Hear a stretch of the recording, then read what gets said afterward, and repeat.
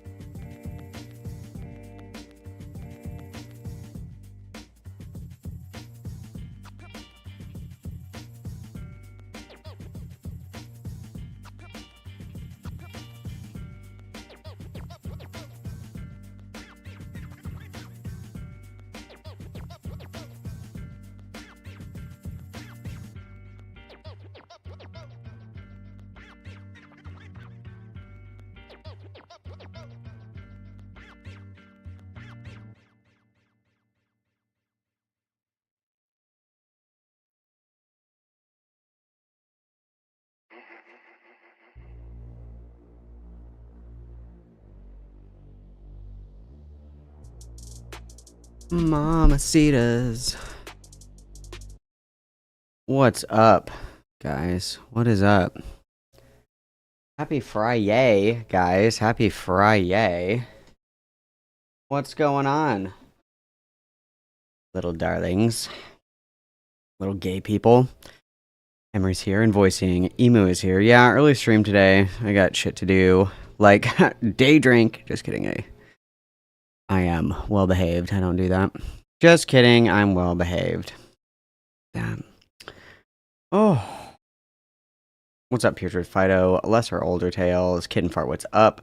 What's up, Jer Bear? Thank you for reminding everybody to like the stream. Very important that we do this. Oh. Really bad artist, what's good? Poet, hello. Travis, no, I don't. I'm behaving these days, and when I'm not behaving, I do my best not to drink on stream. I told you guys I get really bad anxiety. I have terrible anxiety. Like, even when I don't do anything, I'm like, oh, what if everybody hates me for like 3 days after I drink? So I could never stream and do that. I couldn't do that. It would cause me great distress. Sergio, thank you for the $2. Have fun at Thunderbolts. Everybody witness. Thank you, Sergio, for the $2. Everybody witness. Thank you. $2 truc superchat. Brian Navcha. Kaiji, thank you very much for the $2. Everybody witness. Thank you, Kai. And probably not Brianna Hawktua. I do not support this message. I do not support this message. What's up, Vitalia?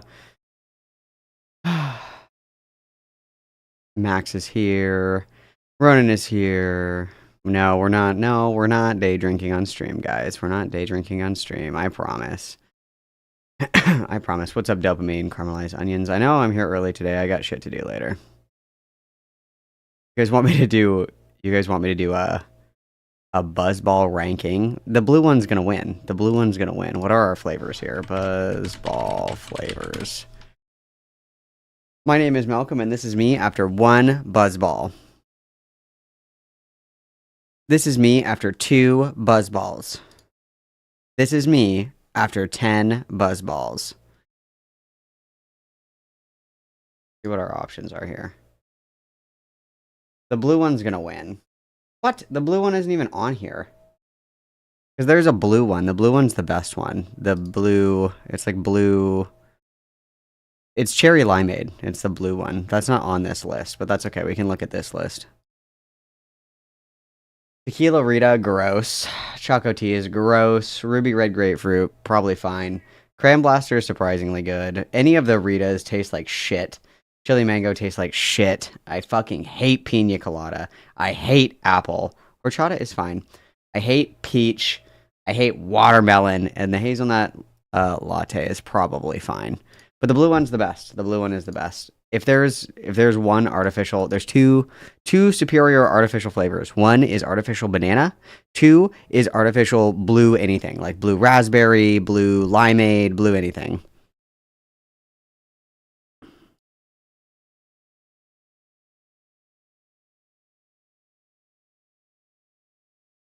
Yeah. So that's my ranking. That's my ranking. Sorry guys. I know, and I have short sleeves on today. It's a very special day, isn't it? What's the new blue one? I know. I'm so pissed that blue raspberry is getting banned. Blue raspberry isn't real. I do like artificial flavor. I do. Artificial banana is the best, dude. Banana popsicles, banana runts, banana Laffy Taffies.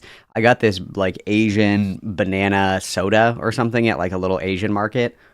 So good. Artificial banana is the best. Is the best flavor.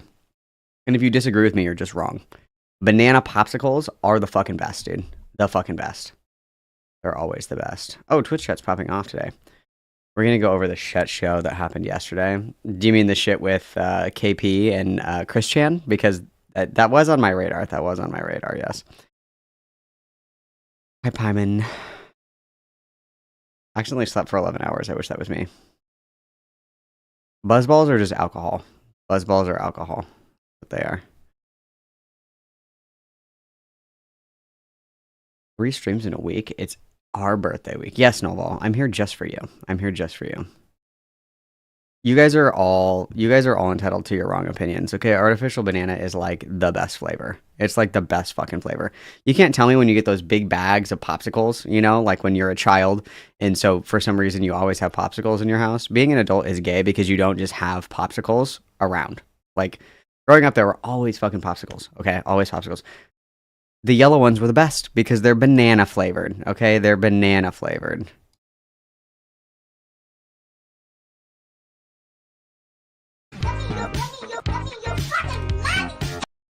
Gerber donatet $2 truc superchat.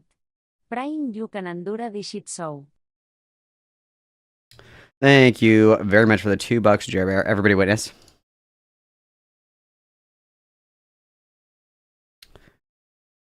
I don't have any fucking popsicles around. I never do.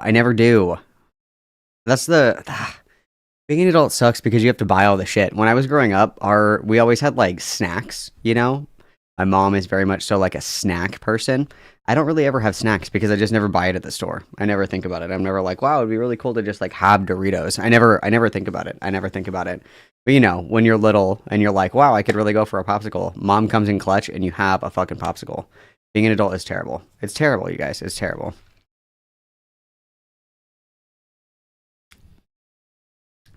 Laffy Taffy is so good. Also, Charleston Chews. If they made a banana flavored Charleston Chew, I think that I would crash out. That sounds amazing. Blue raspberry and banana are tied for me. Oh, what? It didn't play? Gerber donatet $2 truc superchat. Why is it not going?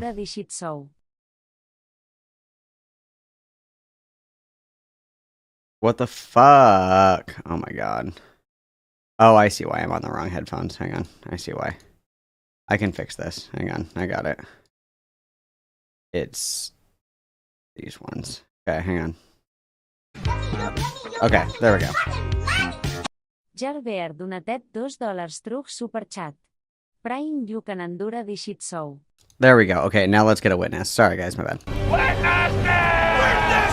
I have like so many different like audio settings because this also takes headphones.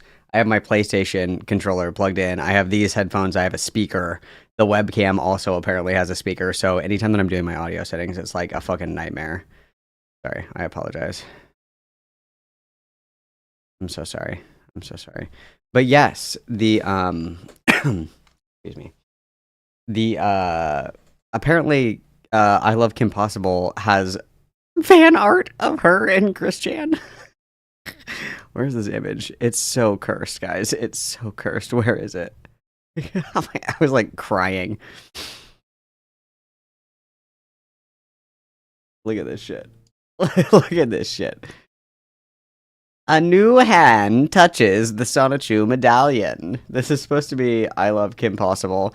And then it's thank you, Night Star. And then this is Christian's pony saying, you are a cool pony, KP. You've totally been through your share of life, too. Congratulations, you've made it. To I Heart Kim Possible a lot. From Christine Weston Chandler. And this is from 2017, you guys. 2017. Oh, oh my God. A new hand touches the medallion. It's terrible. Dude, I saw on eBay that you can buy a Sonichu medallion with a certificate of authenticity for the low price of $500, which is pretty fucking cool, if you ask me. Dude, Charleston shoes, fuck. They're very underrated. They're very underrated, in my opinion.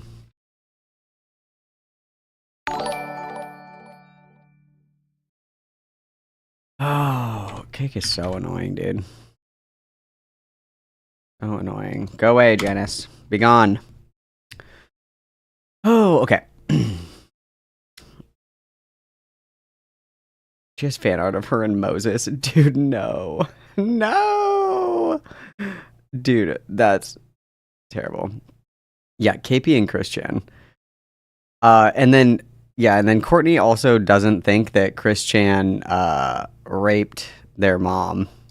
I don't even know what to say. I don't even know what to say, bro. Look, this is Courtney. Courtney's like, also controversial opinion. I don't think that Chris did it.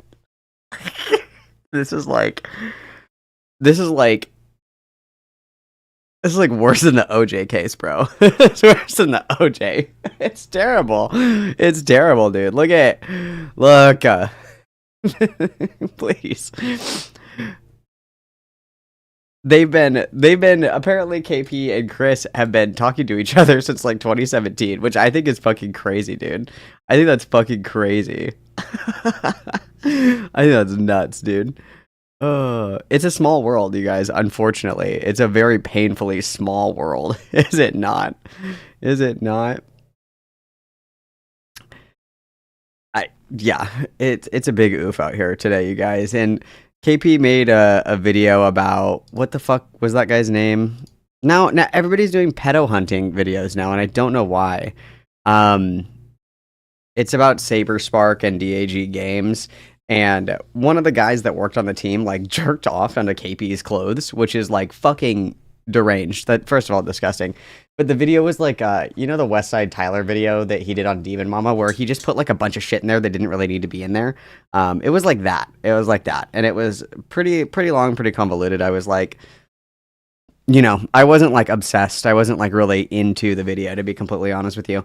I thought it was weird that they included like all this testimony and stuff, but it was also like a meme video. The tone was kind of hard to read, and then at the end there was like an unscripted bit where Courtney and KP talk about consent, and that was takes were given.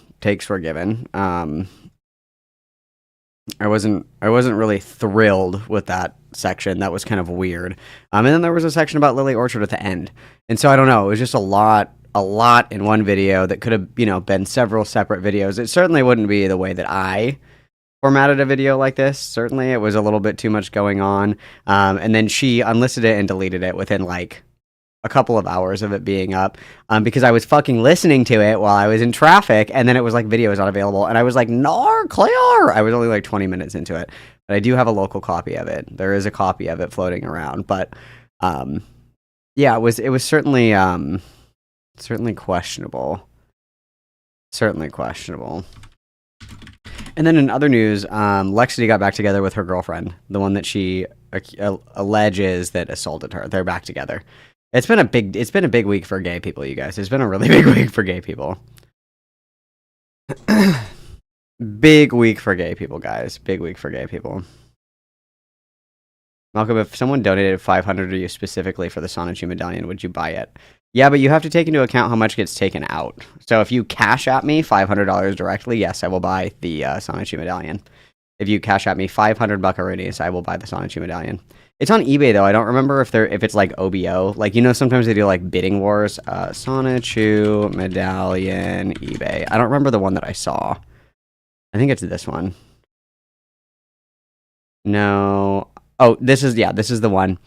Sonichu medallion, handmade by Chris Chan, certificate of authenticity, rare 2015. And then it comes with a certificate of authenticity. Product number 159 out of 200, and then you get an autographed certificate. But I want one of the older ones that say Chris Chan. This is one from Christine. So I would have to find another one. I wonder. Oh, 12 views in the last 24 hours. Oh, okay. Yeah, $4.99. Buy it now with taxes. What would that be with taxes? Oh, should I get a protection? I can protect my purchase with Allstate insurance.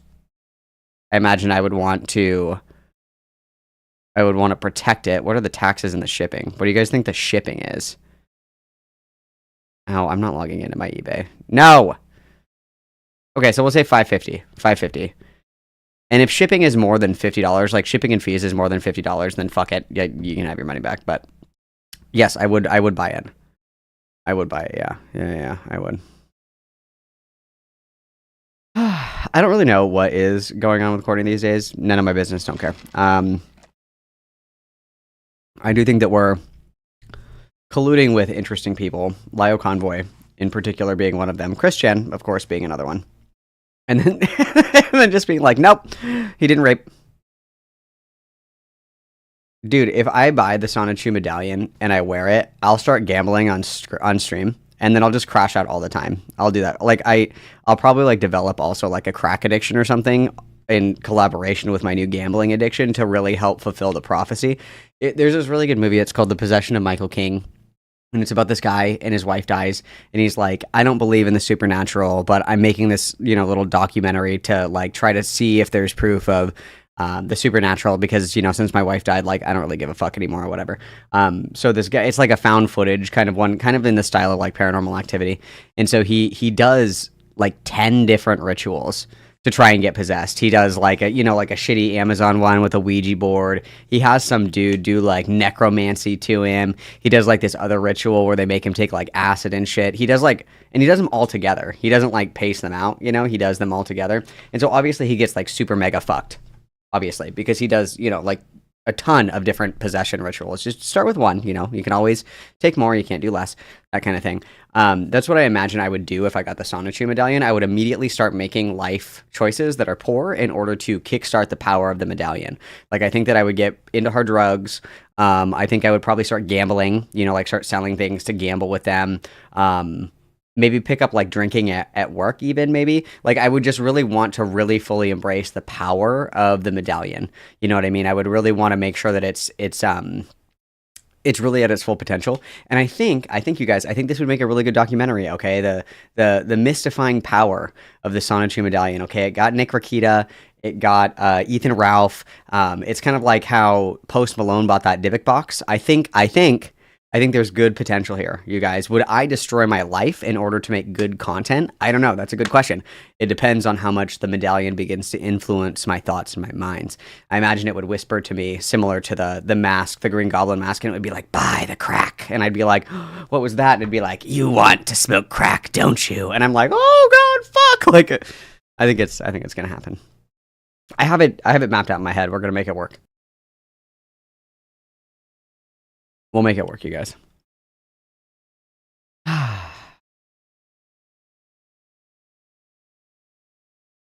Ty put out a... Oh, I don't like Westside Tyler's content anymore. It's very boring to me. I don't like it. What are you going to watch today? I don't know. Somebody sent me an art commentary community video. I might listen to that and play Last of Us. I have... Look what I have for you guys. Look. Wife is away. We can play Last of Us. Yes, we can play Last of Us. That's what I was hoping to do. But I might listen to some of this art commentary video. We'll see. The only cost is your soul. Very true. Very true. Very true. I'd prefer if you made more content instead of your life crumbling before our very eyes. But that is the content. Is that not the... Everybody loves Bossman Jack. Everybody loves... Who's another person that does that? Bossman Jack, and... That's the one that my mind is going to. Like, he just gets, like, high as fuck. He smokes, like, a ton of crack, and then he gambles for, like, days at a time, and then he destroys his room every time that he loses money. I think that'd be kind of entertaining. Like, you can't lie and say that that wouldn't be a little bit entertaining, okay? You're gonna end up like Nick or Kita. Malcolm, you'll be possessed by a Sonichu and IDK if I can watch that go down, like, ethically. Curse ye hami ha! Oh my god.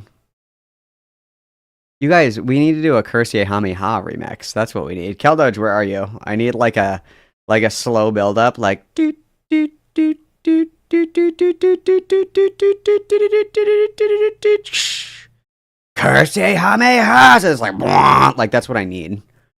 I need that. I also just watched the video on Bossman Jack. I followed him tangentially, but he's very funny to me. He's crazy, but he's free. And I love that. Imagine the power that it could do for good. Isn't that in the letter? That's the letter that that like Bob wrote to Chris, where he was like, you could use your autistic powers for good and be a good representative of autism. And instead, we have what we got now. Does anybody remember when Keffels interviewed Chris? Does anybody remember that? Anybody remember when Keffels was like, I got an interview with Christine Chandler, or whatever the fuck. I remember that. Terrible. Yeah, I watched the Turkey Tom one. I did. You own a Sonichu medallion? No shot. Post a picture of it. Post a picture of it in Discord. I want to see it. Let me see it. How do you feel? How do you feel right now, knowing that you're in the presence of an irradiated occult-like object? My ex bought it for you for Christmas. Your ex wants to kill you, dude. That's crazy. Let's see. Please watch the KP Predator Hunter. You guys want to listen to that? If you have time, do you want to look over my Lewis stock? Oh yeah, I forgot that you sent that to me. You DM that to me, right, SMJ? Fuck, I have my streamer mode on, so... Oh, there you are. SMJ. How long is this? It's not very long, is it? Let me see.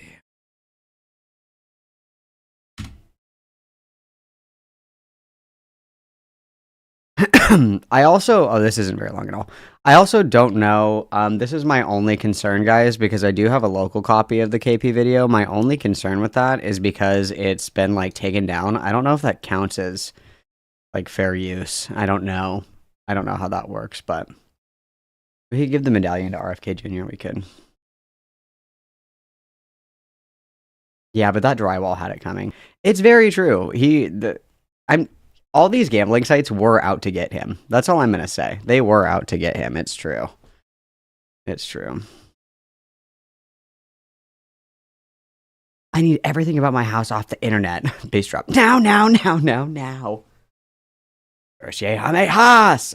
love it.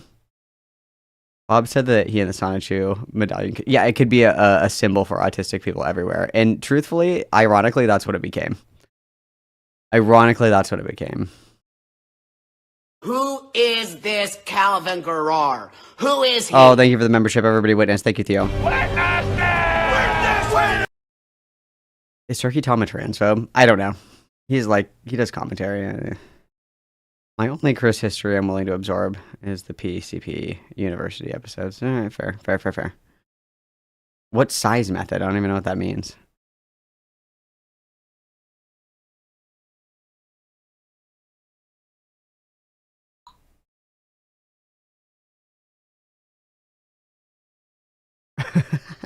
So many people live right now to cover the Ethan Hassan Israel-Palestine debate. Are you sure you don't want to cover that instead? Yeah, I actually want everybody. I want everybody in my chat to fight again. That's what I want. I want everybody to fight again. I am getting live updates from everybody who's watching it. I truthfully don't care. Oh my God, you literally do have a Sonichu medallion. Jesus Christ Chan Sonichu. This is like an OG medallion, dude. This is like one of the first ones. Wow. How do you feel? Do you feel okay right now? After it came into your possession, did you start thinking that your mom was kind of hot? Like after you touched it for the first time, you were like, wow, my mom's kind of hot. Like, did that happen? That's crazy. Qui te'n far donatet $2 truc superchat. Sai dues rebanoa Sara music tu avui tas xiques. Thank you for the $2 kid in front, everybody witness. No, I'm not monetized. I don't monetize my live streams because I usually listen to copyright music anyway. I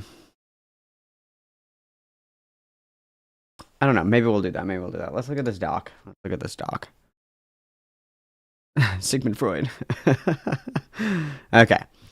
This is the Lewis McClung document. Okay, so we can see this okay, I guess. We can do this okay, I guess. Okay. Lewis McClung is extremely hypocritical, at the very least, borderline misogynistic, discriminatory, at the most. The I'm Alex abuse situation. In his previous deleted video where Lewis was under the false impression that YouTuber Danky Jabo was friends with I'm Alex, Lewis was very bold in criticizing Danky Jabo on the basis that it's wrong to be friends with an abuser, which generally I do agree with. Lewis is very assertive in his claim that Alex is an abuser, but when he is reacting/responding to I'm Alex's video, he is using very couch language in order to not draw definitive conclusions. Quote, "We were there, so we didn't know what we weren't, or I assume you mean we weren't there, so we don't know what happened," end quote. But just a couple of months / last year, he was confidently asserting that I'm Alex is an abuser and shouldn't be supported or given the benefit of the doubt, which implies that Alice is the victim in the situation, which is very true. This is an excellent point. Where he was like, we shouldn't, when he made all those allegations against Danky Jabo, like he was like, he hung all of those criticisms on I'm Alex being an abuser. So that's true. This is like 4 pages. It's not very long. That's a great point. Excellent point, guys. Okay.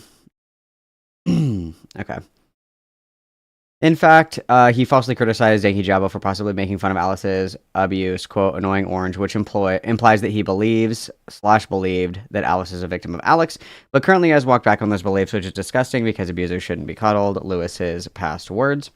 All right, then we have borderline misogynistic. In Lewis's video on I'm Alex's response, he decided to say that Alice should slap him after Alex threatened to kill the cat. People, sorry, I'm having a stroke. But didn't mention the fact that it's alleged that Alex choked her and put her in a headlock and kicked her down the flight of stairs is much more serious than one slap, considering that... Calvin Garrar? Who is he? Considering that fact... I cannot read right now. Considering the fact that once some starts to attack a person's neck, the likelihood of that person getting attacked could be killed. True, very true. If people choke you, they're probably going to fucking kill you. Very true.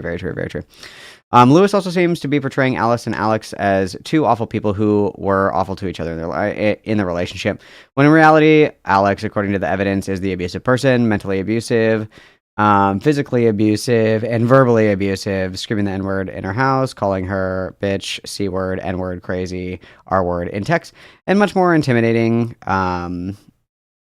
breaking things, threatening to break her neck and kill her, and much more manipulative, crying about the cat, blah, blah, blah. Okay. Lewis also seems to criticize Alice for making their relationship public, because he seems to think that this skews people's perspective about Alex, which is incredibly misogynistic because this implies that women/abuse victims as a whole should just suffer in silence. This viewpoint is also dangerous because it allows abusers to be able to hide behind their victims' fear to be able to maintain a public reputation, which then could allow abusers to have even more victims. The cone of silence does nothing but make the larger public, specifically Alex's potential dating pool, less aware of his abuse.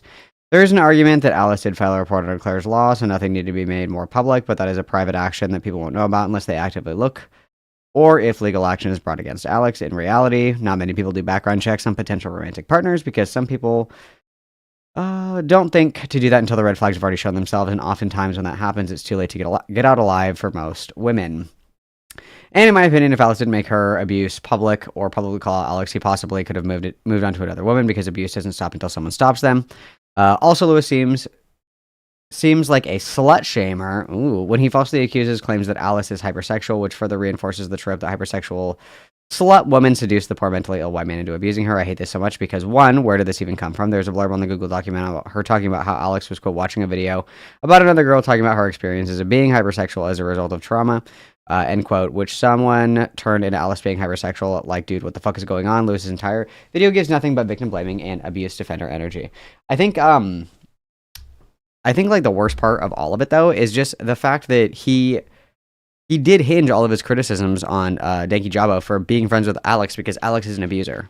And then after the fact, he goes like super, super easy on Alex when he made his own little video, right?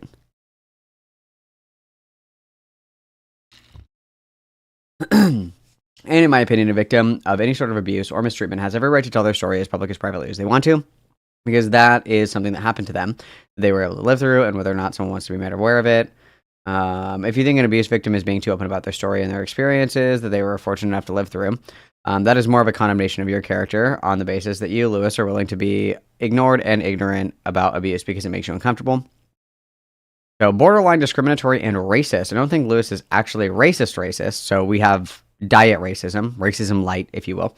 I just think that he holds people of color to higher standards than he does white people. I also think he's much more willing to give white people more grace when it comes to mistakes, something Lewis views as a mistake more than people of color. Lewis holds Danky Jabo to a higher standard than Alex, and that is blatant. Very true. That is very true. Very true. When, where was I? Sorry. When Danky Jabo said that he shouldn't have replied with the, quote, annoying orange joke, Lewis still claimed that this was wrong and that he should have known better. Lewis also falsely claims that Danky Jabo was knowingly defending and allowing himself to be manipulated by Alex, and in that video, Lewis seems to be more aggressive towards Danky Jabo for being manipulated than defending Alex and condemning Alex for manipulating Danky Jabo to the extent that he is, quote, defending him. Lewis also criticizes Danky Jabo for even being associated with Alex, an abuser in Lewis's own words, even when Danky said that they only had professional business. But then when it came to actually criticizing Alex for being an abuser, Lewis doesn't do that. Instead, he chooses to fall back on him for not being there so he can't draw definitive conclusions. Also, it seems like Lewis has a more aggression for Danky Jabo for simply being associated with Alex rather than Alex being the abuser. It just gives the vibe, for the lack of a better term, adultifying a black man to holding him to a much higher standard while also infantilizing the white man, even though his main criticism for Danky Jabo was the fact that he was associated with Alex. Also, I find it ironic that most, if not all, of the criticisms lies towards Danky Jabo turn out to be nothing but projection on Lewis's part. Lewis claimed that Danky Jabo was mocking a woman's abuse, but in Lewis's video, he basically tries to tear down her reputation, making false accusations based on nothing but hearsay and no research or real context has already been out in her logs.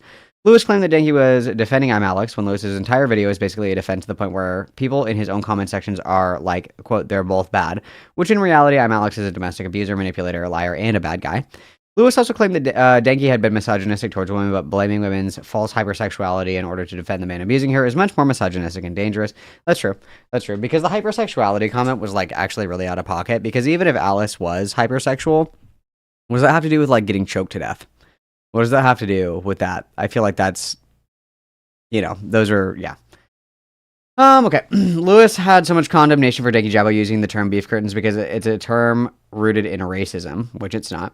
But when I'm Alex, white ass is screaming the N-word at Alice and calling her the N-word over text, nothing is said or even mentioned. And that is also fucking true. He never brought up like the very pretty, I would consider that if you're running around screaming, like calling people the N-word, I'd say like you're probably racist. Like, yes. I think that's a pretty easy conclusion to draw. But he like never fucking brought that up, dude. Never even fucking brought that up. Very, very weird. Overall, it seems like Lewis has no true opinion. He just flocks to whatever is popular at the time and whatever will make him look best. He associated himself with cataclysm because he looked like he looked like one of the few good men left willing to condemn other men for their misogynistic actions and viewpoints, when in reality he dogpiled on a black man for out of context clips in his previous employer. And currently he seems to be trying to come off as unbiased and supporting people while doing their own research and coming onto their own conclusions, when this isn't a situation to be doing that. Abuse isn't a situation where you want to be unbiased, because all it does is give the abuser more benefit of the doubt. And the thing is even if you want to be unbiased, and I think it's fair to like want to give everybody a fair shake, right? Like you're like, okay, I want to actually look at this, because if somebody says, dopamine beats the shit out of me every single fucking day, it would be kind of fucking stupid for all of you guys to be like, true, and then no further engagement with it. I think that being able to like come into a situation being like, okay, well, let's see what this actually is, because I don't fucking know. I don't know anything about this, but let's learn about it. I think that is fair, but the problem is that they're at the point where he made his own response video to I'm Alex.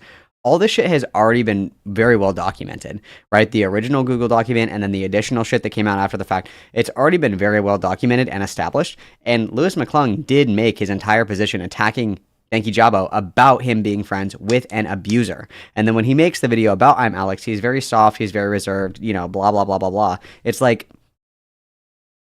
yes, it's fair to go into that unbiased if it's your first approach on the situation, but it wasn't his first approach on the situation. All the shit was already known for like a year.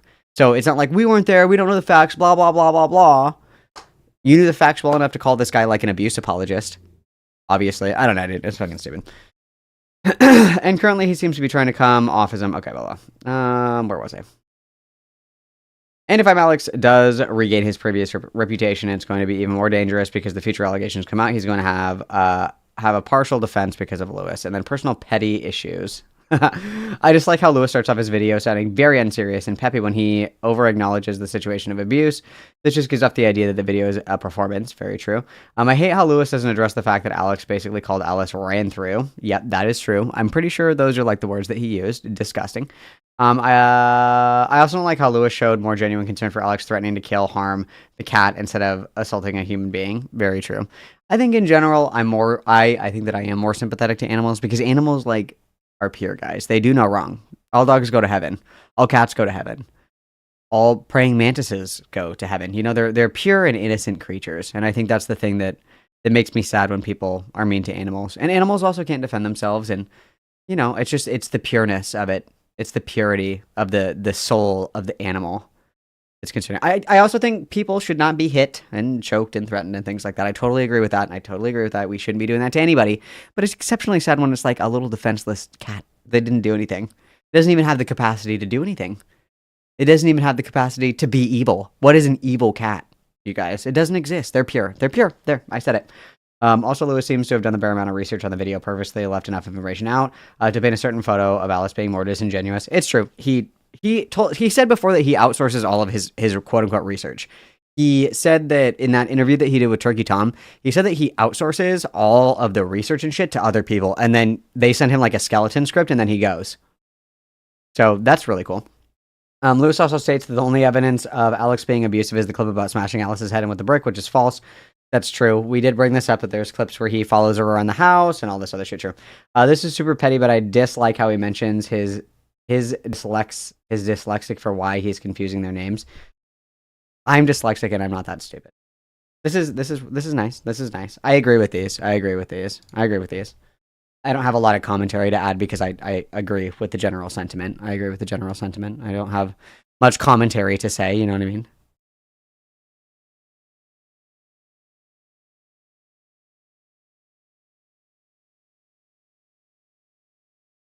H3 is live right now, right? Have they talked about the swastika sword yet? They are live right now. You guys, are they talking about the swastika sword?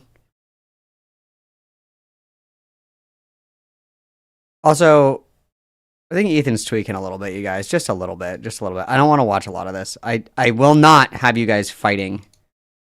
I will not have you guys fighting in chat. Okay, so we got Norm Finkelstein. Where's the... Give me the swastika sword. I want to talk about... Oh, yeah, here we go. I want to talk about the swastika sword, you guys. That's what I want to talk about.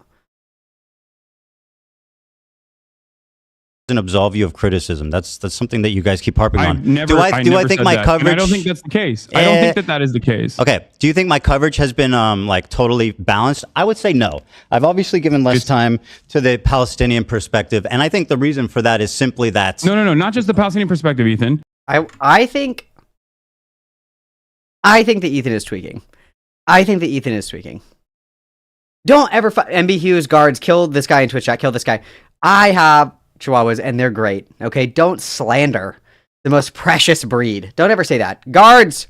Don't ever say that. Palestinian perspective, and I think the reason for that is... I just want the swastika rather than sword. talk have always revolved around... I'll explain it. The reason for that being is that... I know that he has Tourette's, and obviously, like, stressful situations can exacerbate symptoms of Tourette's. Like, this is very well known, right? Like, obviously, if you're really stressed out, your tics are going to be more pronounced. They're going to be more frequent, things like that. But the jaw thing, you guys, this is a giveaway. When your jaw is swinging like Tarzan, you know what that is? You know what that is? That's the stimmies. That's the stimmies. Gerber donatet $5 truc superchat. I tinc llur comentari t'ho dic que vídeo would be considerat fire russa sense yogut provida transformativa comentari. Oh, thank you very much for the $5, Jerry. Everybody witness. Should I just ask, KP? Should I just do that? Should I just ask? Maybe I'll just ask. Hang on. But I want to do the swastika sword. I feel like I'm responding to a lot of bullshit that's been passed my way ever since Leftovers ended, starting from you and your funny about that. Oh, here we go. Okay. Do you disagree? What's funny about that? I think it's funny because you've made this a major point of contention. That's why I think it's funny. It's a swastika, is it not? Yeah, it's a sword that... Isn't this from Naruto? Isn't this from Naruto? Also, like, let's be super fucking real. If I got like a Buddha statue or something and it had like a swastika on it because it was like that's associated with Zen Buddhism, can we be so for real, you guys? This is like a fucking Naruto sword. It's a fucking Naruto sword. It's from Naruto. Oh, it's from Bleach? Oh, I don't fucking know. Listen, I don't watch anime. Stop it. That is a Bleach sword, as you know already. It's Bleach. That, Sorry. Has a hilt that has a Japanese manji sign on it. But yes, it does look like a swastika, as I've also noticed and have talked about on numerous occasions that you brought forward. Yeah. Of course, you're conceding that because we fished this up. But yeah, such as when I made fun of, I believe it was Alexa that his eyes are also pretty blown out too. That grabbed it, and I said, "Oh, you immediately go for the swastika one." Yeah, exactly. Do you think? Anyway, my point is, Hassan, if I can continue my point, is that you knew it was a swastika sword. So why? What is the? So I mean, why? It's true. He tried to kill him with the bleach sword. It's true. That's so lame, dude. It's so lame. So lame. He bought it because he loves Hitler. That's what happened. He bought it because he loves Hitler.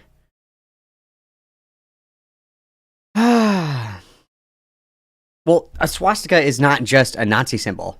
Just like for the record, historically, swastikas were like a Buddhist symbol, and they were really popular in like Hindi and a lot of East Asian cultures and shit like that. Like you can still get shit from, you know, Asia that has swastikas on them, but they're not like the swastika, right? It still has cultural significance, and so that's like a very common shape of a hilt, especially for like samurai swords and shit like that or whatever. It's very common, and it's from a fucking anime.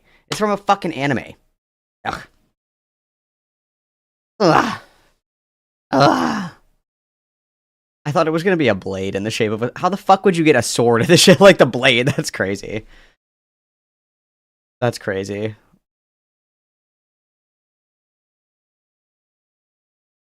It's not even a swastika, it's a swastika reversed. It's like... Ugh. It's just really stupid. That's really stupid. When he picked it up, he went, and maybe not that one. It's fine if it was all on live stream. I don't care. It's literally from an anime show. It's from an anime show. And swastikas are not just the Nazi symbol. Like, it's very prevalent in Asian cultures. Right? Yeah, the skulls. Sorry, I forgot. I forgot about the skulls. Should I ask KP if I can just watch this fucking video? I don't want to get in trouble, you guys. I just don't want to get in trouble. You know what I mean? Actually, true. It's worse that it's a weeb sword. That makes it actually super worse.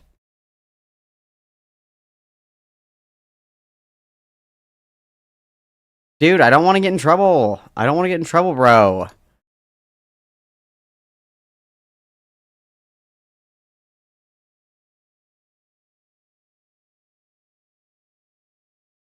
I don't want to get in trouble.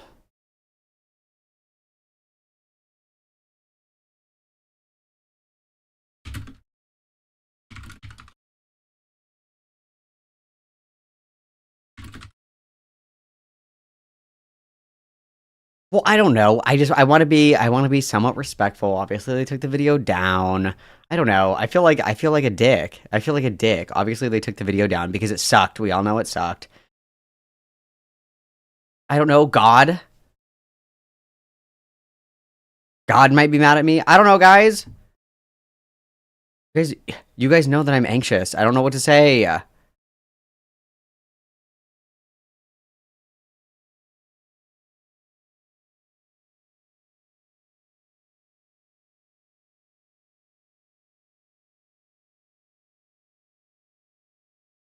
God sees all. God sees all, guys. You guys are such bad fucking influences. You guys are very bad influences. Do you know that? You guys are very bad influences. And I don't like that.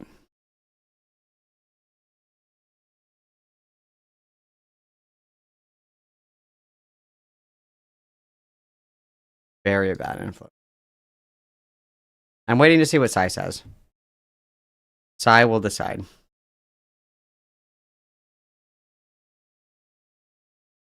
I was thinking about making a Sonichu medallion perler bead. I was thinking about doing that.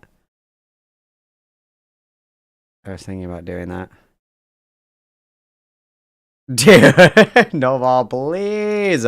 I'm crashing out. What is the text with this image? This is what happened to Malcolm if he touched the amulet.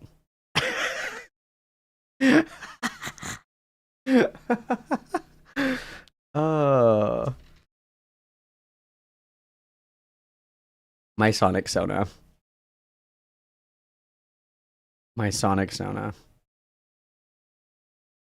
You guys, we could choose peace and we could play Last of Us. We could choose peace.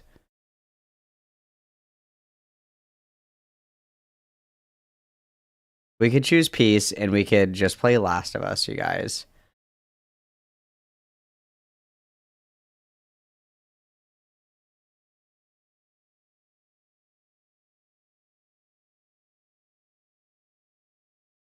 I'm waiting for Sai to answer me, okay? Sai will decide. Sai will decide, okay? I trust Sai. I trust Sai.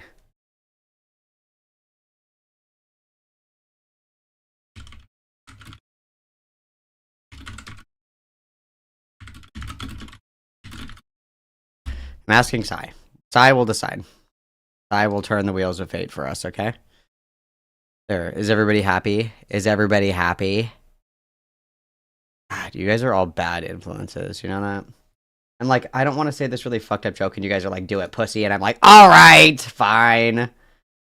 Terrible. It's terrible. It's terrible.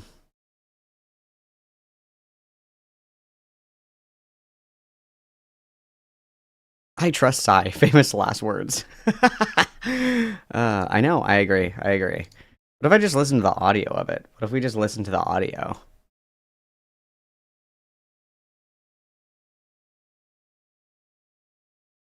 What's worse, us or the medallion? The medallion. We could just do the audio, I guess. Because I don't really... The video is like okay, I guess. The video is okay, I guess. But I really enjoyed, I enjoyed the commentary at the end. I don't know. You guys are being really rude right now. That's true. There is a barely censored PP in there. It's true. It's true. Malcolm's anxiety crush out. It's taken down. But I have a copy.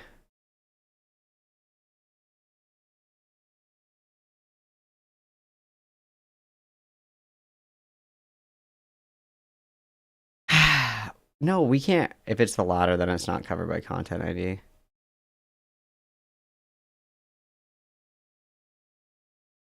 What do you mean? Like, if it's taken down, you can watch it on stream and not get in trouble? But if it's members, you will get in trouble because it's, like, paid content?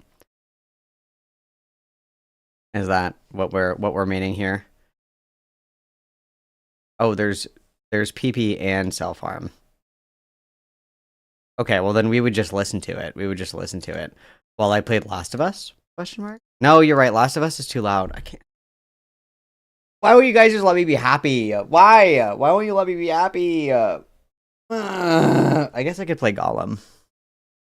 I guess I could play Gollum. But I want to play you guys, I literally have been wanting to play Last of Us. I wanted to play Last of Us.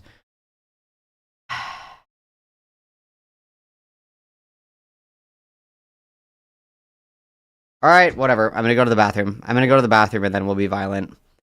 Okay! Everybody settle down. Everybody settle down. I'm gonna go to the bathroom. I'm gonna go to the bathroom and then we'll choose violence. Hang on. Oh my god. Oh my god.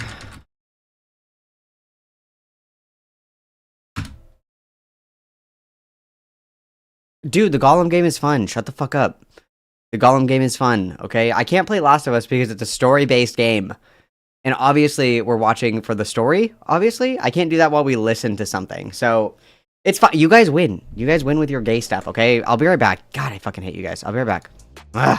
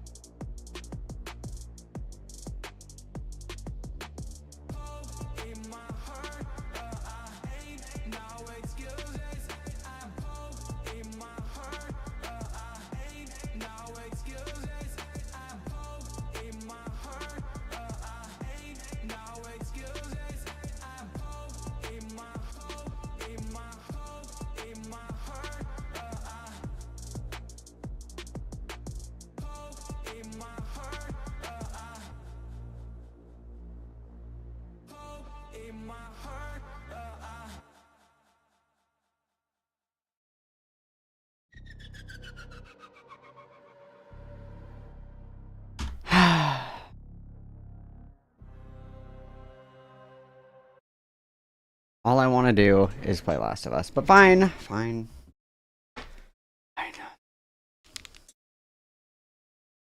Fine.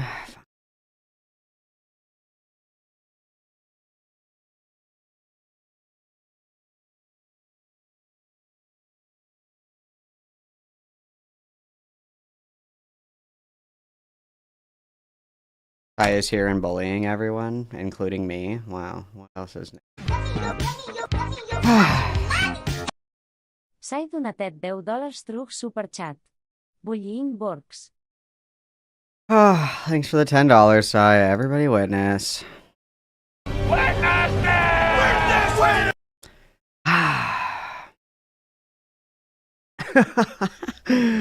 Oh my god. Okay, I don't want to show it on stream though because there's a wiener, guys. There's a wiener. I don't want to show it.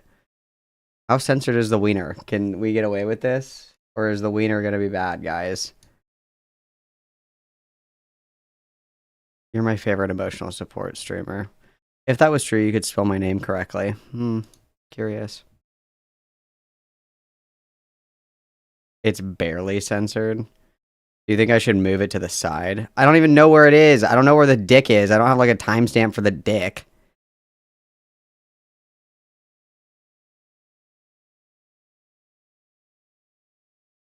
You sent timestamps where? Where did you send the timestamps? Oh, I see. 29.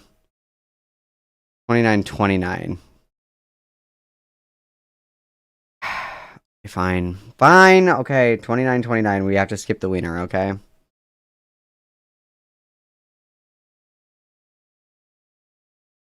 This video is not suitable for all ages and should only be viewed by viewers 18 or older due to the nature Warehouse, werewolf, whatever the fuck your name is. Shut up. I'm working on it. of the content discussed and the discussion of sexual predators on the internet. Trigger warnings for the following: pedophilia, lolicon and child pornography, suicide, grooming, anti-Semitism and Nazi imagery, sexual harassment and sexual objectification, bestiality and zoophilia, and rape. Please do not harass anyone named in this video. Hello viewers, welcome to another segment of Maybe the Internet Was a Big Fucking Mistake. Big mistake.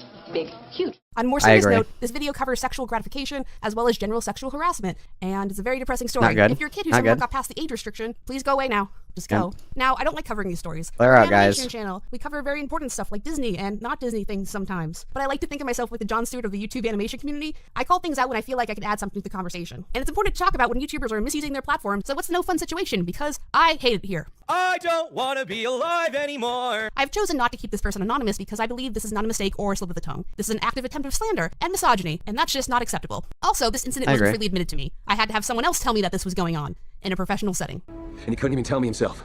That's kind of weird. That's kind of weird. That's kind of odd. Slightly odd. Also, I have the same issue. I don't even know if I would categorize it as an issue. I don't know if I would categorize it necessarily as an issue. But like when people cover heavy topics and sensitive topics, people usually appreciate a more serious tone when you talk about those kinds of things, right? Like we're not really memeing, we're not really tee-hee-heeing. Like it's a serious topic, and you know it deserves a certain level of tact to have conversations, especially if you want to do like serious like pedo hunting shit.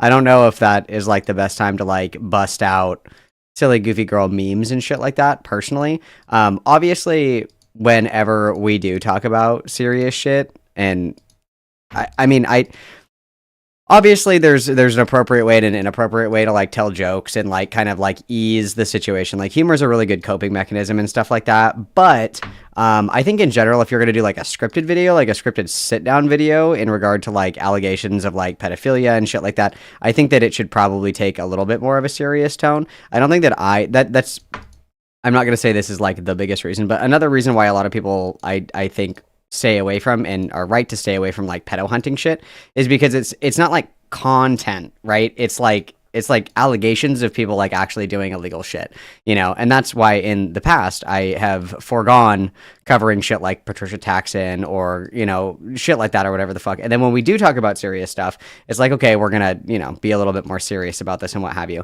And if I was gonna make a scripted video about allegations or anything like that, I don't think that I would be doing like cutaway bits and stuff like that.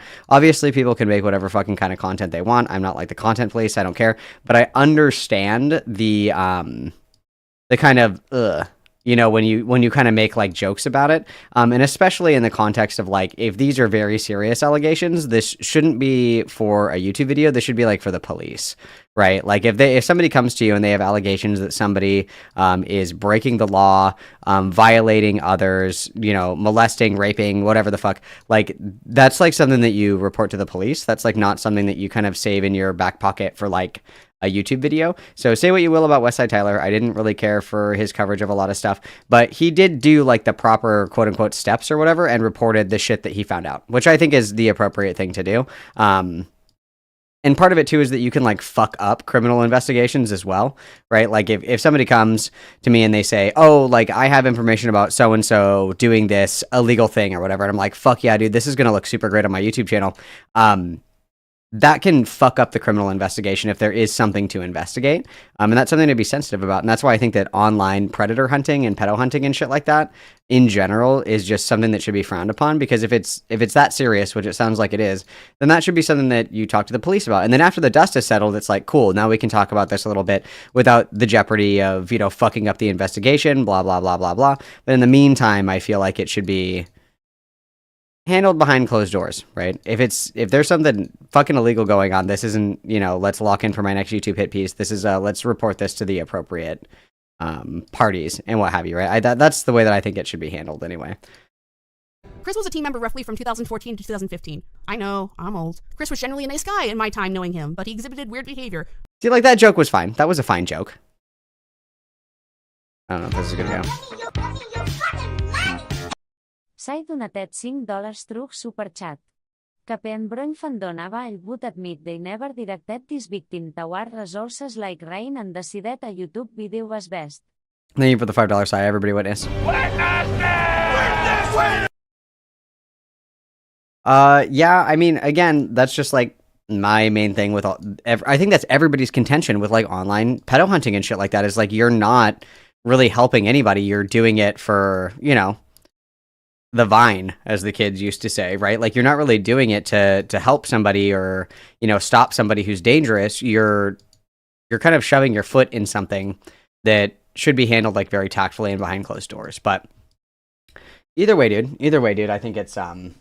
And then like, this is a fine joke. I think that this is like, some people are like freaking out, and this should be like a very serious, like very monotone, like very dry video. Like, that was fine. Like, if that was like the tone of a lot of the jokes and the bits and shit in here, I don't think anybody would care. Just like I worked with this person in like 2015. I know that's a long time ago. I'm pretty old. Fine. That's a fine joke. Like, you just draw this for your boss, right? If memory serves, there's also a nude version. That's disgusting. He was also my first trip to Evergreen Northwest, the one we did the blog about. He's this guy here. The story is as follows. I'm not going to read it myself because it's going to make me sick, so I'm just going to have someone else read it. At some point over the last few years, Chris told his story, allegedly several times, that in the bathroom of the hotel where the group was staying, he was Do you guys think I would look good in a hat like that? Like this kind of hat? Do you guys think I would look slay in that hat? I think I would look kind of good in this hat. Allegedly several times, that in the bathroom of the hotel where the group was staying, he was masturbating to KP's clothing. Chris states that this is a lie, as he was... And then this is fucking gross, obviously. And I said earlier, and I will reiterate the same kind of criticism that I had at the beginning, is that this video covers like a lot of different topics, which is understandable. Sometimes there's like significant overlap in people's behavior and like allegations and blah, blah, blah. That makes complete sense to me. But it feels like we're kind of just sandwiching in a lot of stuff in here. Not that it doesn't need to be addressed or it's not something that should be included. That's not what I'm saying at all, but it's like, it feels like we're like kind of machine gutting through different stuff. And it would have been easier to, you know, like do a video about this, a video about this, and a video about this, instead of like, you know, all of the, like a charcuterie board of content in one video. I feel like that's almost always a mistake. Not even from a perspective of like it overwhelms the person who's watching it, but if you are wanting to maximize your engagement and your revenue, which I assume everybody wants to do if they're making YouTube videos, you incentivize people to come back later to watch more content. It makes more sense to holistically approach it, where it's like, I have all this stuff, I should break it apart and put it in different videos, and then you can even change the tone to match it better. Like if you want to do like a little bit more of a meme tone about allegations that are against you, I think that's fine, because a lot of people like cope with humor and stuff like that. So I think that's appropriate. But to do like, a meme bit for somebody else's shit in regard to like, serious criminal allegations that are not just like a meme or not just like a bit or whatever the fuck, especially in a scripted video, I think is weird. And may he who is without sin cast the first stone, because I know that like my general approach to most things is very like blasé, like, kind of just like to poke around, see what's going on, have a laugh here and there and what have you, and then move on. But again, if we were breaching the topic of like literal fucking, like sexual harassment, sexual abuse, shit like that, it's like, okay, we need to be a little bit more tactful in the way that we talk about this. And in general, I think I do an okay job with that. Obviously, some people may think that I don't, but in general, that's like kind of what I try to convey, right? Is that like, oh, this is kind of a little bit of a heavy fucking topic, you guys. Let's dial it back just a little bit for this, because this, this serious shit, right? Was actually constipated during the trip, and there were no witnesses to his masturbation story in or near the hotel room. We don't know the details about who the story was told to, besides the whistleblower who will remain anonymous, but it was likely Will Ryan, head of the YouTube channel DA Games, as Chris and Will are friends, as well as friends and or employees of that YouTube channel. Chris also started working for DA Games shortly after leaving the I Love Impossible Law production team, so the timelines track. Once KP was informed that this incident took place, she confronted him via text and an audio confession. The audio is linked in the description if you would like to listen to the whole thing yourself. All right, well, first, I think it's the obvious thing is, one, just want to profusely apologize for that terrible fucking thing I did. And that God was an absolute horrible person so many years ago, and you didn't deserve that. So, right. So I have a couple of things. So my source says you told the story in front of Will and Sean and a couple other people. Is that correct? That would probably be correct, yeah. So Will has heard the story probably in passing a couple of times, correct? Yeah, probably once. Okay. Same with Sean? Yeah, Sean. Okay. Did you talk to Sean privately about anything else that happened when you were working on the team that I don't know about? Not that I can remember. Okay. Nothing I say is meant to excuse what I did, because it's inexcusable what I did. Do you want me to say what the story was just for context, or do you want to explain it? I mean, I guess it makes more sense if I do, because Sure. I don't think it's fair for you to have to reiterate that horrible thing. Sure, go ahead. Yeah, so the old tale goes is that I pleasured myself in the hotel bathroom we were sharing during one of our breaks when everyone was gone and whatever, and that I fell off the John after.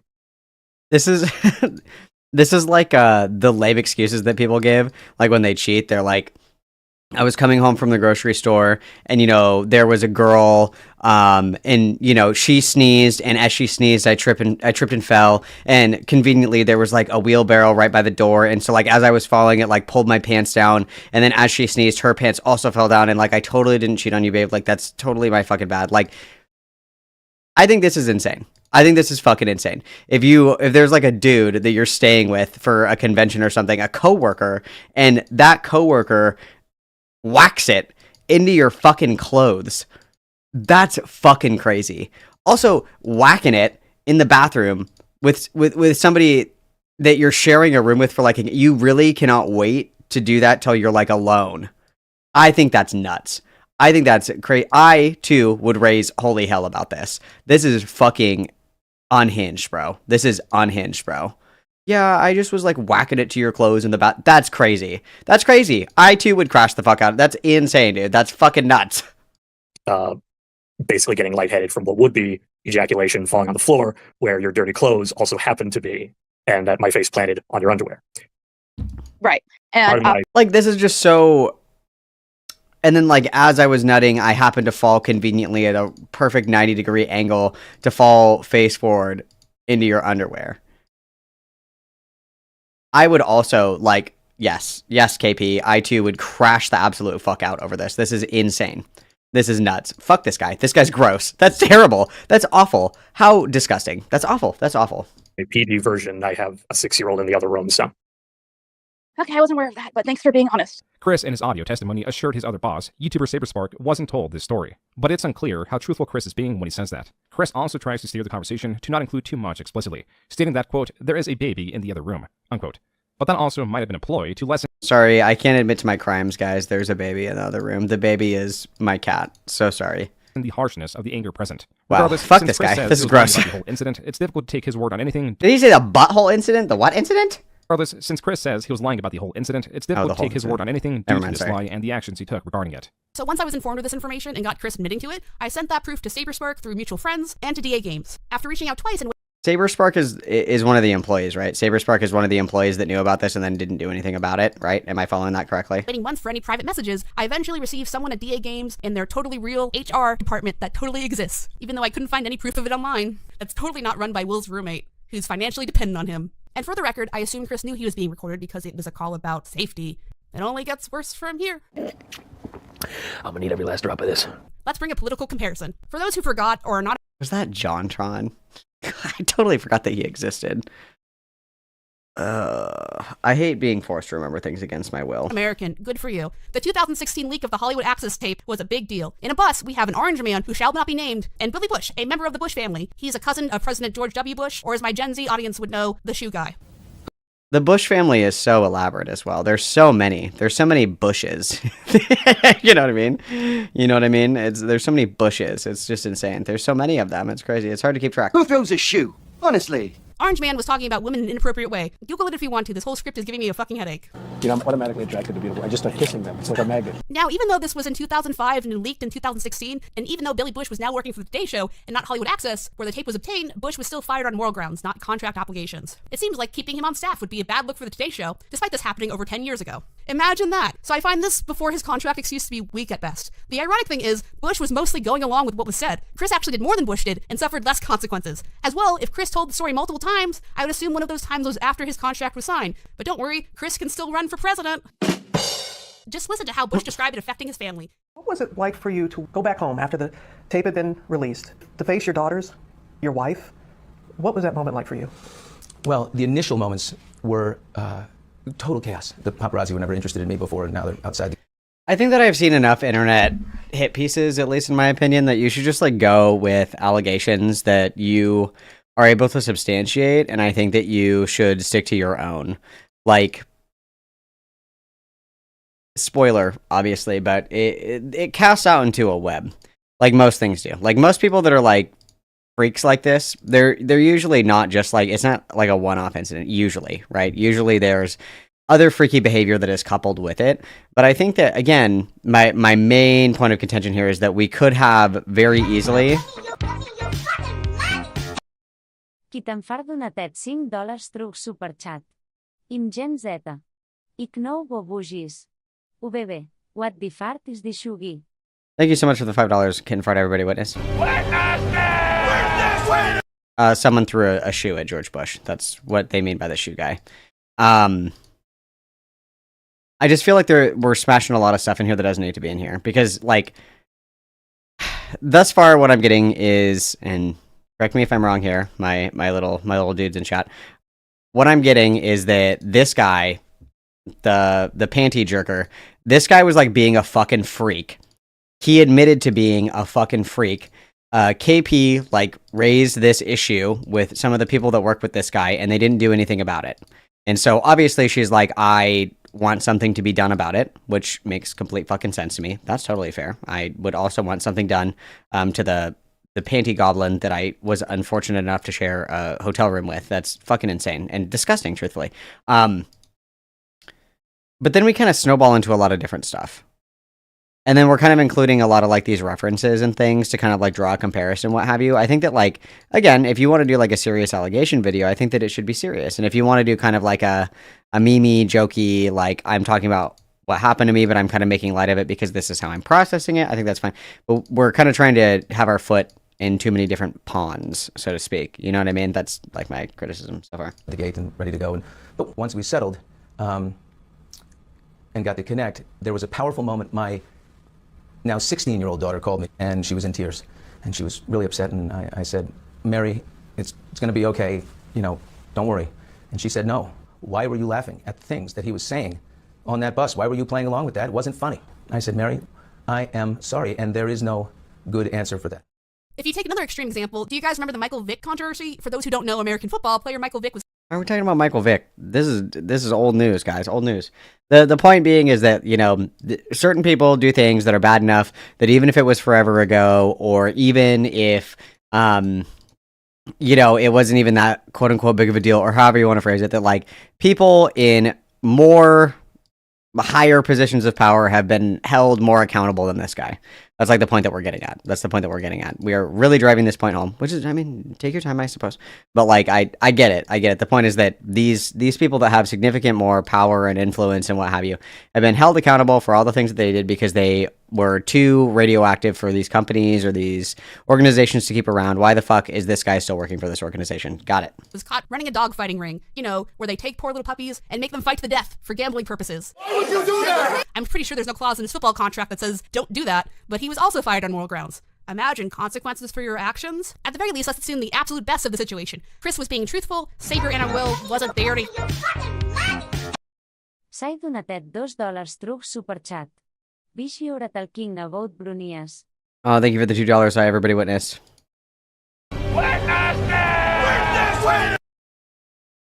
I just have very low expectations for anybody that's like a brony, a furry, someone in the art comment. I just have such violently low expectations. Same thing with Minecraft YouTubers. Like I have very, very low expectations. You know, I'm kind of like, oh, yep, he was being a freak. Yep, saw that one coming. You know what I mean? It's not the ooh jump scare that, you know, I think everybody's like, oh, he did what? It's like, oh yeah, he did. Hear these conversations? This happened before he was hired somehow. I'm glad a whistleblower came forward, but even so, if this is how someone is talking about women, shouldn't you tell their future bosses? Does an employee talking about women in this unethical way make the company look bad? I mean, this isn't just a slip of the tongue, this is a purposeful attempt to objectify a woman due to bitterness and self-esteem issues, and should be taken seriously in any workplace, even a virtual one like YouTube. And the fact that DA Games and others value Chris's safety and privacy more than holding... Well, and this is like a general criticism of like online content creation as a whole, is like, it functions in a lot of ways as like a job, you know, like the people that you work with are kind of like your coworkers, and then you work for this company, but it's so disconnected and there's no like real hard line rules about any of this stuff. There's like, even if you look at like kid influencing or whatever, there's like very few laws on the books where it's like, if a kid is making like YouTube content and they're making money, they're not I think it's most states, they're not entitled to that money because they're like not even old enough to have like a fucking bank account, right? So their parents just get fucking loaded from their toy unboxing videos or whatever the fuck. Like it's a general criticism as a whole, and I agree on principle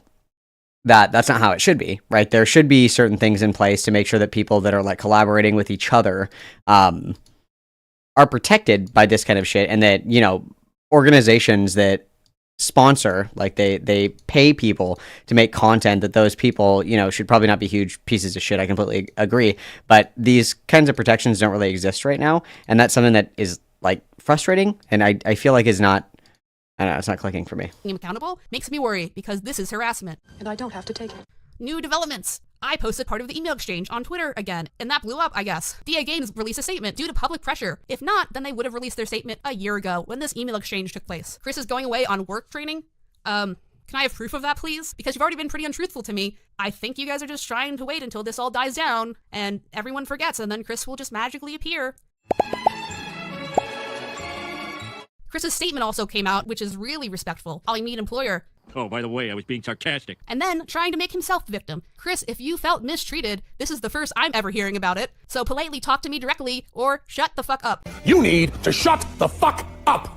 I know we have this dude bro culture around YouTube entrepreneurs who have never been to business school before and don't know about good company ethics. As far as Chris, I would hope he gets an official investigation into his character from both parties, and as a lead with the Billy Bush example, possibly terminated. I don't know if Chris has personally changed or what his character is now, or if there are any other victims out there, but do you really want this kind of guy to be representing your company? To work in the media industry is for different reasons, sexual harassers, even if it's just a dumb internet job. And I know, this all sucks. Hearing this is probably gonna suck. Working on this video has sucked real bad. I've cried a lot. But it seems like that minors are in threat of being preyed on. Will himself has done some suspicious behavior, and it seems... So yeah, so now we're gonna jump ship and we're gonna talk about other shit. And that again, it would have been good to make like a separate video about the following, right? Kind of piggybacking or like breadcrumbing allegations is sometimes useful, but I feel like you're relying a lot on intuition pumping. Because I agree wholeheartedly with the idea that if somebody does freaky shit to one person, they're probably doing freaky shit to other people too. I wholeheartedly agree with that. But to say that by virtue of that person being freaky, it corrupts everybody around them into also being freaky, and that because they were freaky one time, they will forever be freaky, that's a lot of intuition pumping. And I think that unless you're able to like lay that out, like everybody loves like a good little speculation. Everybody loves a little unfounded speculation from time to time, like, oh, so-and-so did this to this person. I bet so-and-so also did this to this person. That's one thing. But if we're doing like a, like a call out, layout, like, hey, I was mistreated, other people are maybe also being mistreated, this is something that needs to be taken a little bit more seriously. I know that we're all on YouTube and, the rules are different. It's kind of like the wild, wild west. It's kind of like a job, but not really, but also really. Okay, that's fine, but we should probably be able to lay that out pretty succinctly instead of just being like gestures vaguely, because they were like a freak one time, they're forever a freak, or everybody in their approximate orbit is a freak. Requires a lot of intuition pumping, I would say, unless we're doing, like this silly, goofy, like, tee-hee-hee, let's have a little bit of Gossip Girl time. That's one thing. But if we're doing like a hit piece, I would want to see a little bit more, right? Seems like nothing's going to change unless it's talked about in a bigger way. I'm as mad as hell, and I'm not gonna take this anymore! So that's why we're here. Part 0, disproving KP rep. For some reason, people think I'm unqualified to do this, or have false information about things that have happened in the past they are using to make a judgment on this case. And that's concerning. So let's go ahead and disprove some KP is bad stuff. For example, when this was trending on Reddit, I got comments like this. And if that's still not enough for you, listen to this. And another aspect that I didn't really take into account until rather recently is that on top of all the work that the team members are having to do, there's something to be said for all the work that goes into managing those team members. I can't imagine it must be an easy job, because you have to make sure that everyone is on the same page with everything, all the time. Everyone's keeping up to date with progress and is generally handing things in on time, all while trying to keep them happy and make them feel like they're in a positive working environment. And at that point I said, look, I'm sorry I couldn't finish it, but I need to get back to my other work. And KP, she let me go. She didn't force me to stay. She didn't say, oh, you have to keep working for me. She said, okay, you can go. Maybe I'll contact you again later when you're not busy. Started a channel to spread her opinions and built a team around her. I've seen her make mistakes, take them to heart, and return improved. She is a leader, so she must lead in the way she knows, but she is always ready to listen, to help, and when she is unsure, seek advice herself. In the wake of all of this, I had the privilege of meeting some of Team KP, to which my initial reaction was, she still has a staff? And it's true, bunch of real sweethearts, who, in defiance of Twitter, reason, common sense, and probable human resource statutes, actually still love I Love Kim Possible a lot. A lot. And take my word for it, they were just as nonplussed about all this leaks business as anyone. Actually, no, don't take my word for it. Why not go check out their page? What's happening from the various right horses' mouths yourself. Darling people. The whole non-KP leak situation is as follows. I do not regret making it because at the time I truly believed I was doing something for the better good. Michael, this is illegal. Did you really think no one would check? What, you work for iTunes? I guess never underestimate the power of too long didn't read. Can I get paid now, Rachel? For those playing at home, the TLDR is that this is utter nonsense. Especially I don't know what's this going bit. on. But KP, what about this? She was exposed as a manipulator and a user. Somehow, she managed to get an entire Like a user? team of people to get to work on her projects. Effels, is that Only you? they didn't get any compensation for it. God forbid people have hobbies. I guess every reanimated is just an anti-capitalism abomination. Discussed at length here. I remember watching a video that she posted on YouTube a couple of years back. It was a long drawn-out video about how she was almost cancelled from the community and how she was a victim of stalking and her struggles with PTSD, which she brings up like every time she gets the opportunity. Like, what? Shaming trauma victims probably wasn't your best move, my guy. Just saying. She probably thought that I don't really because the know what's fandom had going on, died I down gotta a be bit, honest. nobody would go on the attack. She also had like a Twitter meltdown when she had to pay like for her own way into BronyCon. I can't remember which convention. I am so sick of you guys being like, oh, this person gets all this shit edited for free. You guys, make me free shit. What the fuck? It's just so, I'm over it. I'm tired of it. I'm really tired of it. Xander Hall, of all people, had people making shit for him for free. What the fuck is that about? What the fuck is that about? Huh? Come on. Where are all the weak-willed individuals? Huh? Where are they? Show yourself to me. Because I didn't bother fact-checking. Whereas other members of the Benelicist committee, like Silverquill, got in for free. Really goes to show how much of a tight-knit group they all are. It's sad to see people living the life you deserve. True. Qui te'n far donatet $2 truc superchat. Un kiai. Bad Faith Boys actor turrit. Is the second one? Oh, okay, all right. Axel Lloyd donatet $1 amb 99 centaus truc superchat. Got my need context at on. Double witness. Thank you guys. Thank you, Kid Fart, for the $2, and thank you, Axel Lloyd, for the $1.99. We willed and we're work for validation. Yes, where are they? Where are they, guys? Oh my god.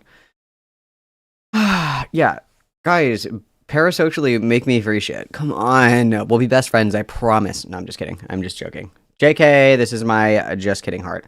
That is not true. Guards, please have DZ's head for this comment. Maybe Zan is just hotter than you, Malcolm.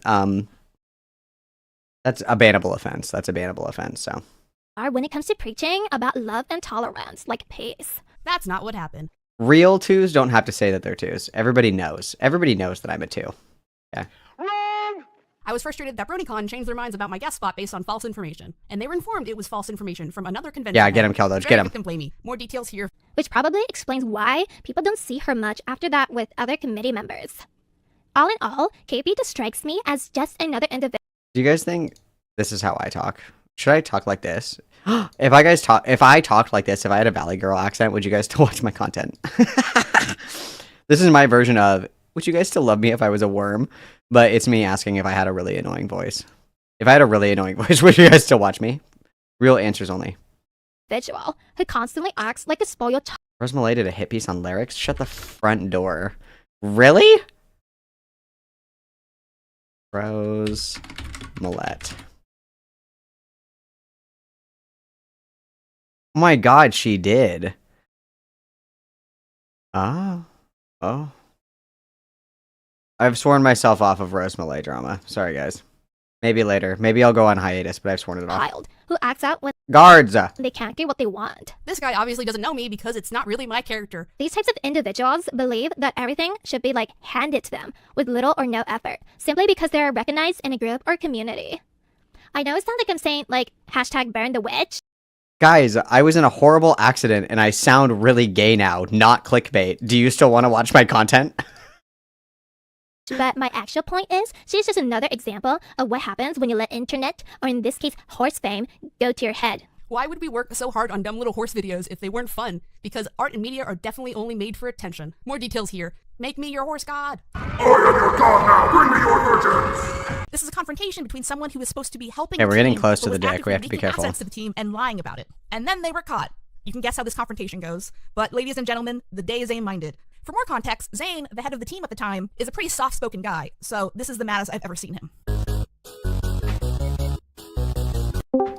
Do you mind if we take it from here, me and Yeah. Because quite frankly, what the messages were a betrayal to the team that you claim to represent. I would say less so a betrayal to Rachel, still a betrayal though. But quite frankly, I'm insulted by what you chose to do. Mm-hmm. You sat there, you claimed to be representing the team, you claimed to be wanting to improve the team, and you sat there and you lied to our face. Okay? Now, I'm fucking lost for words. And the fact that What the fuck made you think that was okay? Like, how did you think you were helping? I don't know why there's a wiener. I What don't the know. fuck have you got to say for yourself? And then even now, I gave you the chance to come clean and say, is there anything you want to say? And you didn't say anything. And you were denying it until I said, I have access. I also, criticism here. I don't like how these don't light up, so I can't see who's talking. Because I'm assuming this is KP, but I don't know. I see everything. Initially, you can see that I maybe see your all. intentions were good, but there's absolutely no fucking denying the fact that by the end of that, not even by the end of it, halfway through at the very least, there was no denying that. That's my problem. You claimed that you were doing this for us, and yet you sat there and lied to us. You lied to me. You lied to every single person in that group. We sat there. Well, I know, but it's not lighting up depending on who's talking. Normally, if you're in Discord, the little circle will, like, light up if you're talking. That way you can tell who the fuck is talking. We said, can we trust everyone in this group? And you sat there and said yes. You betrayed the team. Okay? You betrayed fucking me, personally. I'm taking that personally. You sat there and you told them, Zane is about to upload that video. And what did you hope to achieve? It happened that I was preparing that video, and that's when I told you, by the way, we're putting it back up. We made that decision weeks ago. We made that decision when we posted it in the radio play chat. When people explained that we're not happy, we said, yes, we have a video ready. We'll upload it in a few weeks. That's why that video was going up. Did you ask me? No. Did you I'm not even gonna pretend to know what's going on right now. I'm just gonna be real with everybody. think that maybe a bit more, something better could come out of this if you fucking talk to us? Okay? Nothing good came out of that group. I don't know, Nothing Payne. Sorry. S'ha donatet $1 amb 99 centaus trucs superchat. This will you don't jet in a privat a call bit capé. Oh, thank you, Sai, for the 199. Everybody witness. Hello. I just don't trust any of you hoes. These hoes ain't loyal, is all I'm gonna say. All of you guys are dirty little tattletale rats! All of you. I know it. Fucking little tattletale rat! All of you guys are little tattletale rats. I don't play the behind-the-scenes gay shit. I just don't. I think it's boring. I think it's lame. I think it's stupid. I don't care. I've said many times, and I will continue to reiterate, I am a silent observer. Well, not silent. But I am just a peaceful observer, okay? I don't want to be directly involved in anybody's shenanigans. I just like to have Gossip Girl time and hang out. That's what I like, okay? So, yeah. Hard pass on all that, dude. Hard pass on all that. It's like, you know, Discord used to be such a safe space, you know? Used to be able to do my Galaxy Gas in peace. Not anymore. Not anymore. Not anymore. That Twitter. Nothing. You know what good came out of this? The Skype group. The group of people that sat down like grown men and fucking wrote down their complaints. Nothing good from that Skype chat. Do you want to know what everybody else on the team? The only two people that have said anything bad to the end on Twitter are the two people in that group not on the current team. Do you know what everybody else has said to that Twitter? They fucking said, fuck off, because you're not helping. You are literally here to be malicious. You're here to tease Rachel. You are here to nag at her. There is no... To nag. That Twitter is universally accepted not to have been a good thing. The entire team, while you were in that group, was saying that these guys are dicks. Nobody on the team supported them. And yet... Okay, we're getting close to the dick, aren't we? Here you are, claiming to represent the team. I don't know who the fuck any of these people are. And lying to the rest of the team while you do it.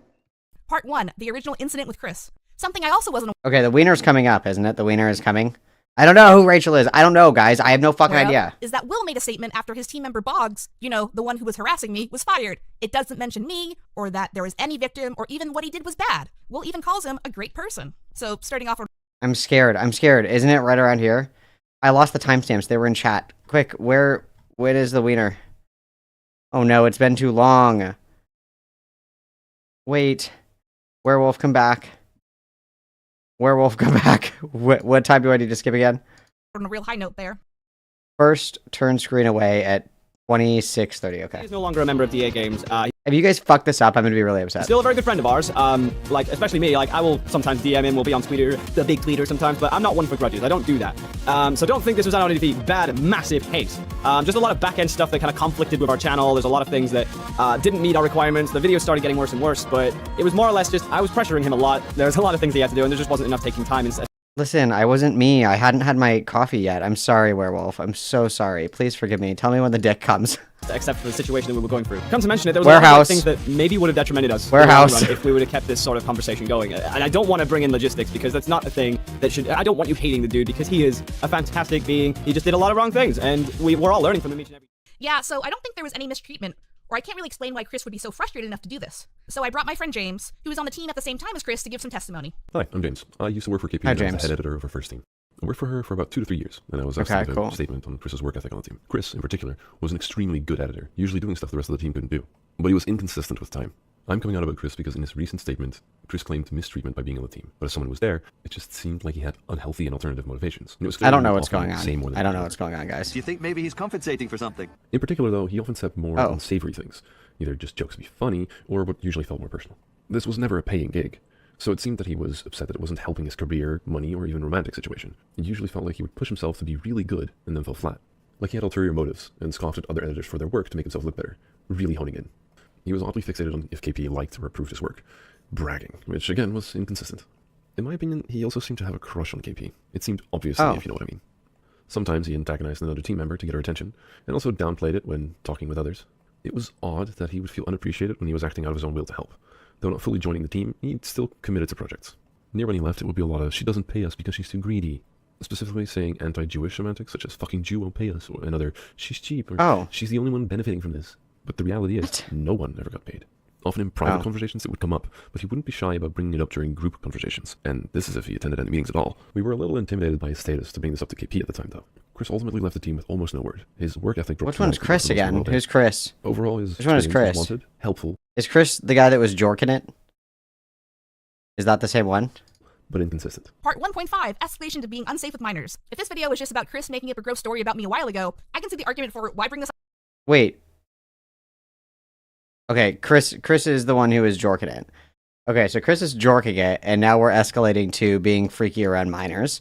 Okay, so I'm hoping that there's going to be some really good evidence in here, okay? Up now, but things end up extending to more actions that are questionable and make it seem like these people can't really be trusted around children. We have Okay. testimony of a minor who Chris made uncomfortable by mentioning bestiality to. Here's that story.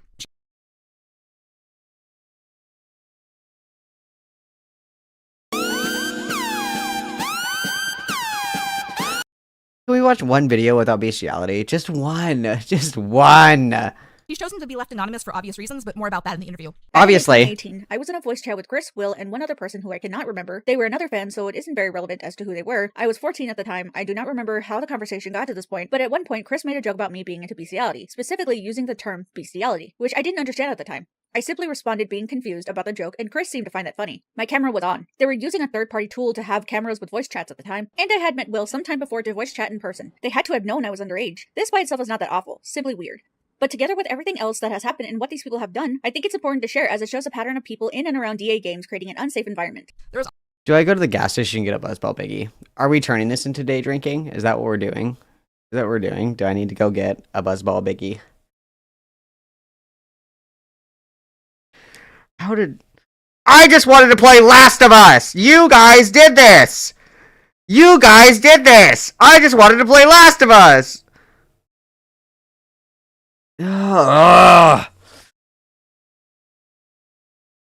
Also an incident in WallyCon, where sexual images of cartoon No! and accidentally exposing that material to minors, or sexual images of being an unsafe environment. There was also an incident in WallyCon, where sexual images of cartoon characters that are children and accidentally exposing that material to minors in Chris's private server.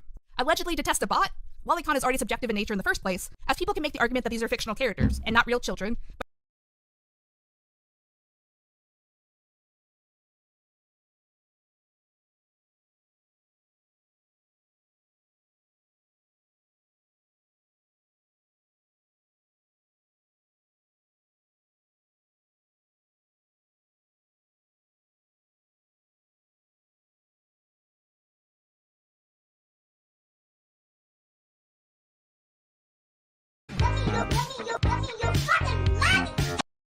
Axel Lloyd donatet $1 amb 99 centaus truc superchat. My brain cells are being slowly as this. Thank you, Axel, for the $1.99. Everybody witness. No. I just wanted to play Last of Us, you guys. Why would you put that on the screen, for starters? Why would we put that on the screen? First question I have here. Why? Why would we do that? There was like no... You didn't have to... You just don't have to... I didn't... No, that's not necessary. Also, the other thing that's crawling across the synapses of my brain, just clicking away, is like, why didn't we start with this? Because these are pretty heavy allegations, right? Like, not only was this guy jorking it inappropriately to the point of, like, you know, sexual harassment, which I think is gross enough on its own. Why don't we just go right into that? Why did we have all this extra shit? Why do we have all this extra shit in here? Because it seems like you could go pretty sequentially, like, boom, boom, boom, you know, but instead we spent a lot of time talking about the Bush family. We spent a lot of time listening to conversations that I had a difficult time following, and then boom, flashbanged. Just flashbanged out of nowhere. The editing. No, I didn't forget the wiener. We still have time. The editing. I don't know. I don't know.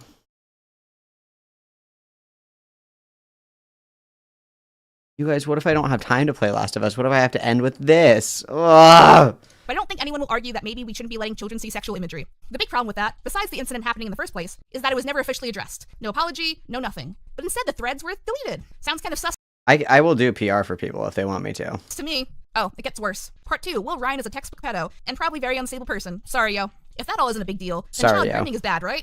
Well, yes. No shit. So enter player 1 in this case, the YouTube channel DA Games. For those who aren't aware, DA Games is a YouTube channel that makes a variety of content, including Let's Plays, their own animation, and fandom-inspired music.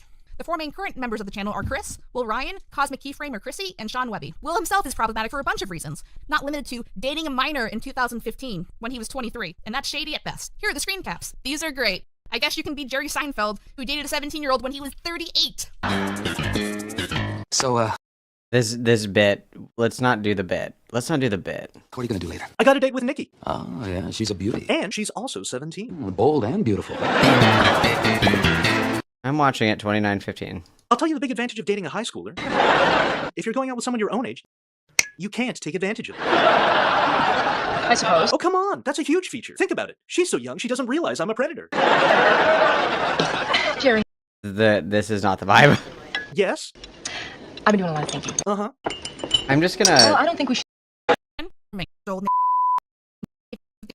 Your livelihood, and picking the people I named before. Fuck on. The least you could have done was... Okay, so I skipped all this. The just screenshots of them showing that they were exchanging illicit images and shit like that. Okay, but we're gonna skip the wiener. We're skipping the wiener. I'm sorry, guys. We're not looking at the wiener. Sorry. Ban a pedophile. The bare minimum. What's that? Let me be clear. This isn't only Will's fault. It's everyone involved in the company, including the people I named before. And I know rent is a thing, but sacrificing putting children at risk. Okay, why are we talking about Will now? Why are we talking about this guy? Because first we were talking about Chris, the Phantom Jorker. We were talking about him, and then we go to Will. So we're doing like the entire posse of them are all freaks. I just feel I'm getting whiplash. Because you don't want to publicly speak out about this behavior and threaten your livelihood, and because you don't want to go to college, is just shitty and selfish. Oh, you are just the worst type of person. Next is and his friend Pixel talking about problematic behavior in the DA Games community and the situation at large. Welcome to the No Fun interview section. I have 2 people with me who have previous personal or professional experiences with DA Games in the past, and they made a document about it a year ago, but I brought them on to share their personal stories in audio form, so it's a bit easier to digest, as well as to provide some context to these things and that these are real people, I promise. So why don't you guys introduce yourselves? Yeah, I'll go first. I was a fan since 2018 until I became friends with Will, one of the DA Games owners, in, I want to say 20... Axel Lloyd donatet $4 amb 99 centaus trucs superchat. CSI Chile abuse victim sau nothing wrong with this, as a victim of Chile abuse would it they sign that bit off? Thank you very much for the $4.99, everybody with this. I don't know, dude. I don't know.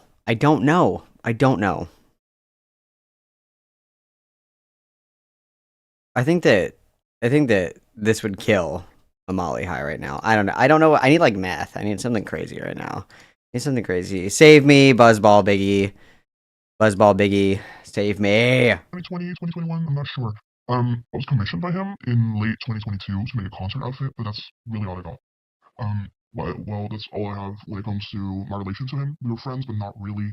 So you had a professional relationship with Will? Yeah, I was commissioned once, but that's about it. Okay, so Pixel, what's your background? So I was a fan in 2018 to 2023, and I was a fan artist in the server. I did a lot of general fan art and general art interpretations of his stuff, and I never worked with him like professionally, but I was friends with him during 2023, and we DM'd pretty often for a couple months. Like, we talked in VCs and stuff. How did that start? Did he notice your fan art and start DMing you, or what? It was kind of interesting. He was friends with first, and other than the DA game server, there was another friend server that he was in, and at some point the topic of me came up when he was DMing, and he noticed that I wasn't on his friends list, and he was just kind of confused about that. And so it was just kind of, he thought we were friends already, and so it was around early 2023 that I accepted his friend request, and we started DMing from there. So, yeah, out of curiosity, so the minor that was known to be dating, like the 23-year-old, did anybody do anything about that? Like, was that recent? Was that something that was reported? What did we do with that? We found this to be true. Is it like something that happened a long time ago? If it happened recently, did anybody do anything about it? Did we just kind of sit on it? Like, what happened with that? What happened with that? Did we do anything about that? I don't know. I think we officially started a conversation after an incident with his friend Inu. She was like harassing me for like 2 hours, and I had that conversation with Will. I was like, your friend is doing this, and this is what happened, and here's a conversation that we had. And after that, we just started having normal conversations. So I guess Will does this where he'll just take people from the fan server and try to build a personal connection? Yeah. So there's actually this second server that a lot of his friends, including like Lala, Inu, are in. That sometimes just some people get invited to, I guess. Okay, I guess from what I'm getting at so far is there seems to be a lack of boundaries. Not that it's a bad thing to make friends with fans or anything, but I feel like it's almost competitive if you have like a server of people he likes that are also in the fan server. Yeah, it's really weird. Yeah, so what happened for me was I was friends with Lala before I was invited to that server. So because I had a mutual friend with Will, me and Lala, I was invited there. It's officially Lala's server, but it mostly gets used for Will stuff. What exactly is in the server? Is it just like personal jokes or a similar layout to the other server, but just kind of private? It's supposed to be a friend. It's supposed to be a friend group server, but it's really centered around Will. Yeah, they had this rule where if you weren't active enough, you'll get kicked. And if you couldn't go to VCs, you would have to explain yourself, like, oh, I can join VC today because of X, Y, and Z. And generally, from my experience, a lot of people had to cater to Will, like going back on joining the server in general. They used to let people in pretty generally, but then they just kind of restricted access. Yeah. Like, the only reason I got in there was because she actually invited me in there. A few times she actually gave out invites, but it's technically a friend server. But they have, like, not official events, but they do VC a lot. Sometimes for, like, days, and they just generally expect you to be active a lot. So it seems to me like the whole point of the server is for Will to talk to people and get validation. Is that it? Yeah, definitely. I remember this one time that me and a friend who was in there were watching, I think it was Hellraiser 4. It was one of the worst Hellraiser movies. Great. We were like, cracking jokes and stuff. That's like one of the best ones. Like, an hour in, Will joined and he got upset because we were talking over the movie when he didn't even choose to watch it. We did. Were there any minors in the server? Yes. Yeah, there were. I'm not going to say names, but I remember there being like several, at least. So I guess it's kind of questionable that he made a separate server to invite mostly fans of his main server, which I guess isn't the worst thing in the world, obviously. But it's things like the boundaries that are weird, the rules as far as VCing that are weird, and the fact that there are minors in there. Were there inappropriate jokes and stuff like that? Yeah, there used to be an NSFW chat even, and like people would just share their kinks in there and stuff. I remember this. It got deleted eventually, but it was weird. Like, the time I was in there, and the chat still existed, I was a minor at the time, I think. I don't remember exactly, I'm sorry, but yeah, it was really sexual and racist and stuff. Okay, not off to a good start. So that seems to be the running theme with DA games in general, that they're being inappropriate with minors. They make inappropriate or not safe for work jokes in front of minors, and no one seems to be willing to do anything about it. Yeah, exactly. Like, sometimes they, like, for forever now, I want to say, they refuse to even acknowledge that there are minors in their audience. Yeah, I remember that. When the first version of Doc dropped, we were bringing up the point that he was trauma dumping to minors and talking about things that younger kids shouldn't be hearing, and he relies a lot on his fan base for personal support. There's an entire channel in that server dedicated to just giving him specifically support, and the entire move to the server is dedicated by how he's feeling that day. And when we mentioned that in our document, like, hey, he's trauma dumping, he's talking about all these horrible things without a filter to these people. And people were giving the excuse, well, they're older teens, they're like this age, when in reality the age range was like, was a lot broader than like 16, 17. There were 14-year-olds, 13-year-olds in there. The broader range is like from 13 to early 20s in that server, and it's unfair to assume that just because it appears that people are older, that you should trauma dump to these people. They did have an NSFW channel on that main server, but I wasn't around when it was a thing. And what year was this about? I can't do subtitles, I'm so sorry. I'm entirely sure. I remember being there when that channel got deleted. Was it When did you guys join the server? 52? I joined the server in May. Okay, I'm gonna skip this part because apparently there's like usernames that are not supposed to be here. Like, this is gonna get very personal real quick, but at some point I was groomed by someone in there. Well, I never know peace. What do you want, Ape Gamer?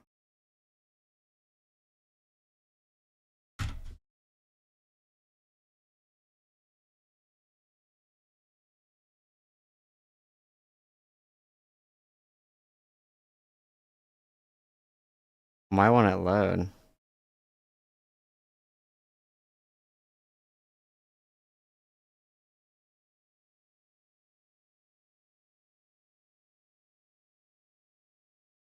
Bro, it won't load. It's just giving me like a black screen. Like, this is what it's giving me.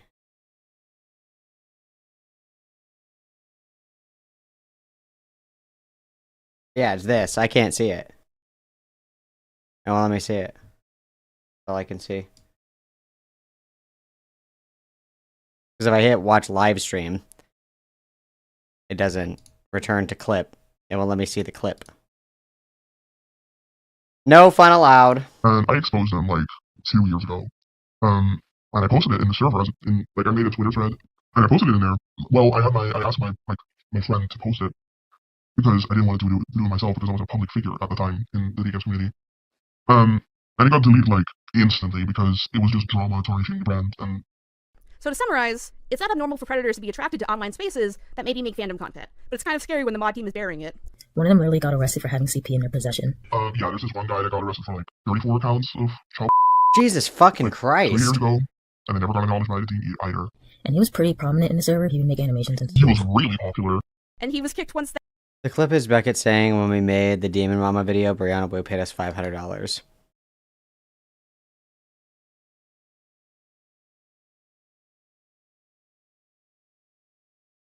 I'm taking like terminal amounts of psychic damage today, you guys. All I wanted to do was play Last of Us. That's all I wanted to do. And now we're here. No. That came out at the very least, right? We don't know. We don't know. There's a probability he probably was, but they do have a thing where like if you suspect someone being weird, they will investigate and kick them. But it's done very badly. It's done really badly. Like from personal experience, it's so bad. Like I tried to come forward about my groomer like way before I posted about it, and they were like, "Hey, do you have proof of this?" And I was like, "No, I deleted those chats because I don't want to see that shit." And they were like, "Okay, you can get him back." And I was like, "Okay, how? Kids fucking help me," because I was panicking. And they were like, "Figure it out yourself." So you're gonna tell a child in a panic state to just figure it out themselves, or else we're not, or otherwise we're not gonna do anything. It's really weird. I don't know. I'm getting heated. I'm sorry. No, it's okay. It's just so fucking dumb to me that they don't do the bare minimum, or just like don't have a server that's open to minors. it reminds me of last year when he was doing a set list for MomoCon, and he has these killer robots, and he was going to describe in detail how they kill people, and I was asking like, oh, shouldn't you put a content warning on there, since most people are like coming for the DA Games stuff. And he laughed at me. He was like, no, why should I do that? I have a song called Mr. Dirty Balls playing. People should know that. We're not for this because that song is playing. And literally the next day, he had to add a content warning anyway. So I just kind of like threw up my hands like, okay, you had to add one anyway, so why were you throwing a fit about it? Yeah. He gets upset at like the smallest things ever, and it's so annoying. So it's really hard to like come forward about bigger stuff too. Were any of the other team members supportive when you came forward? Because my understanding is that when you go to Will for stuff, he kind of brushes it off. Well, he either brushes it off, or he sends HR. The person that's currently HR, usually will just go into your DMs and be like, yo, don't bring negative stuff to Will, he cannot handle it right now, and he never handles it, so it's frustrating as hell. And they just made them HR this year. Is the HR person public? Who wants to be the HR person in my Discord server? Who wants to be HR? Anybody? Anybody volunteer? This is an unpaid position. And there is no unionizing in my server as well. Unionizing is immediate grounds for termination. And you get one pizza party per year instead of a annual bonus. So, any takers? Figure? Not anymore. They did have a Twitter account, but one of the gripes I have is as an HR person, they live with him.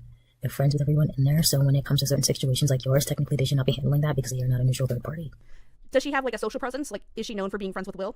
Yes, to some degree. Like, if to some degree she's public, when you go into DAM's live stream, she will be there as a moderator. Things such like that. It seems like the running theme is Will can't handle whatever the conflict is because he can't address it. Yeah, pretty much. Okay, so let's talk about some troublesome behavior you saw from Will. I know he dated a minor in 2015, and there was a lot of end slurs and a lot of anti-Semitic slurs. Great stuff. Do you have any antidotes or things to share on top of that? Just recently, someone did some more digging. I guess this is another thing that I have like a weird... I don't know if weird is the right word, but it just feels like, Hato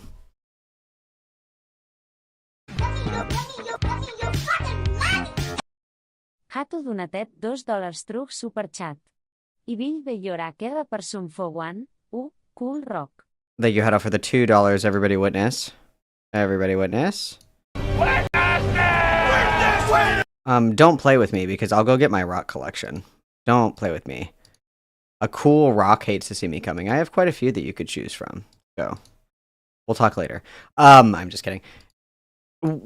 Putting all this stuff together again, I think is a pretty bad idea, generally speaking, because we have more than enough here to say like these people are freaks, these people are probably doing inappropriate things. One, the first thing that you would want to do is if there's evidence of, you know, like inappropriate contact with minors, shit like that, or whatever the fuck, you would report that. That would be the first thing that you do. But in the context of this, you don't need to put all this extra shit in here. If anything, one, it makes you look desperate to like get somebody in trouble. You're just kind of throwing everything at the wall. Two, it detracts from the main claims. And then three, it's a 50-50 coin toss if people are even going to care, right? So let's time travel back. I'm going to give you an example. Let's time travel back to, wow, I had it in my head, it's gone. The one that I'm wanting to think about is when Lewis McClung did that video about Dream. And it's like, he just started like throwing shit in there at the end, like just kind of like adding shit that really didn't even need to be there. If the allegations are good and they stand on their own, you don't have to throw in all this extra shit like, oh, he made like an anti-Semitic joke, or oh, he jokingly said this, that, or the other thing, because that's a coin toss, because not everybody cares about that shit. You know, obviously, I think racism is bad, anti-Semitism is bad, homophobia is bad, slurs are bad, etc., etc., etc., etc. But to your average person, it's going to be a coin toss, because some people might look at that and be like, that joke was actually kind of funny. Or somebody be like, this is really what we're getting upset about right now is a joke, when there's more than enough on its own for like an allegation. If you have evidence, which it seems like we do, that this person is being like a fucking freak to minors, that's more than enough. You don't need extra shit. We don't need to start looking for, you know, in 2015, they made a joke about Obama, and it was, you know, racially charged. We don't need to go digging for that. We have enough stuff in front of us right here. All that we're doing is detracting from what already exists. And then two, we're coin tossing if people even care about that. And it takes away from the focus and the severity of the main allegations. I think that's almost always a mistake. If there's something serious enough, that should stand on its own. It's like somebody's like, well, did you guys know that, let's just say, did you guys know that, P. Diddy one time said a problematic joke? Like, dude, we got more than enough stuff to criticize right here. We don't need to start, you know, pulling out other shit, okay? We don't need to start pulling out all this random fucking shit that nobody cares about, okay? We have enough in front of us right here. We don't need to go spelunking to look for more allegations. What stands on its own without additional, you know, hearsay or additional like random shenanigans that seem to have happened, especially when those things are going to be very subjective to the people that are engaging with it. Some people don't give a fuck about racially charged humor. Some people do. Some people don't give a fuck about, you know, edgy humor or edgy jokes. Some people do. It's a coin toss, and it fucks up what you're doing. It ruins the flow. It ruins the feng shui. Okay. When they found out on the live stream clip, I was looking at some site called like youngpeople.com, and they did some more digging on the Wayback Machine. What drove you to make this document? Was it the Predator thing? Like, what was the straw that broke the camel's back, and you just were like, fuck it, we need to write all this stuff down?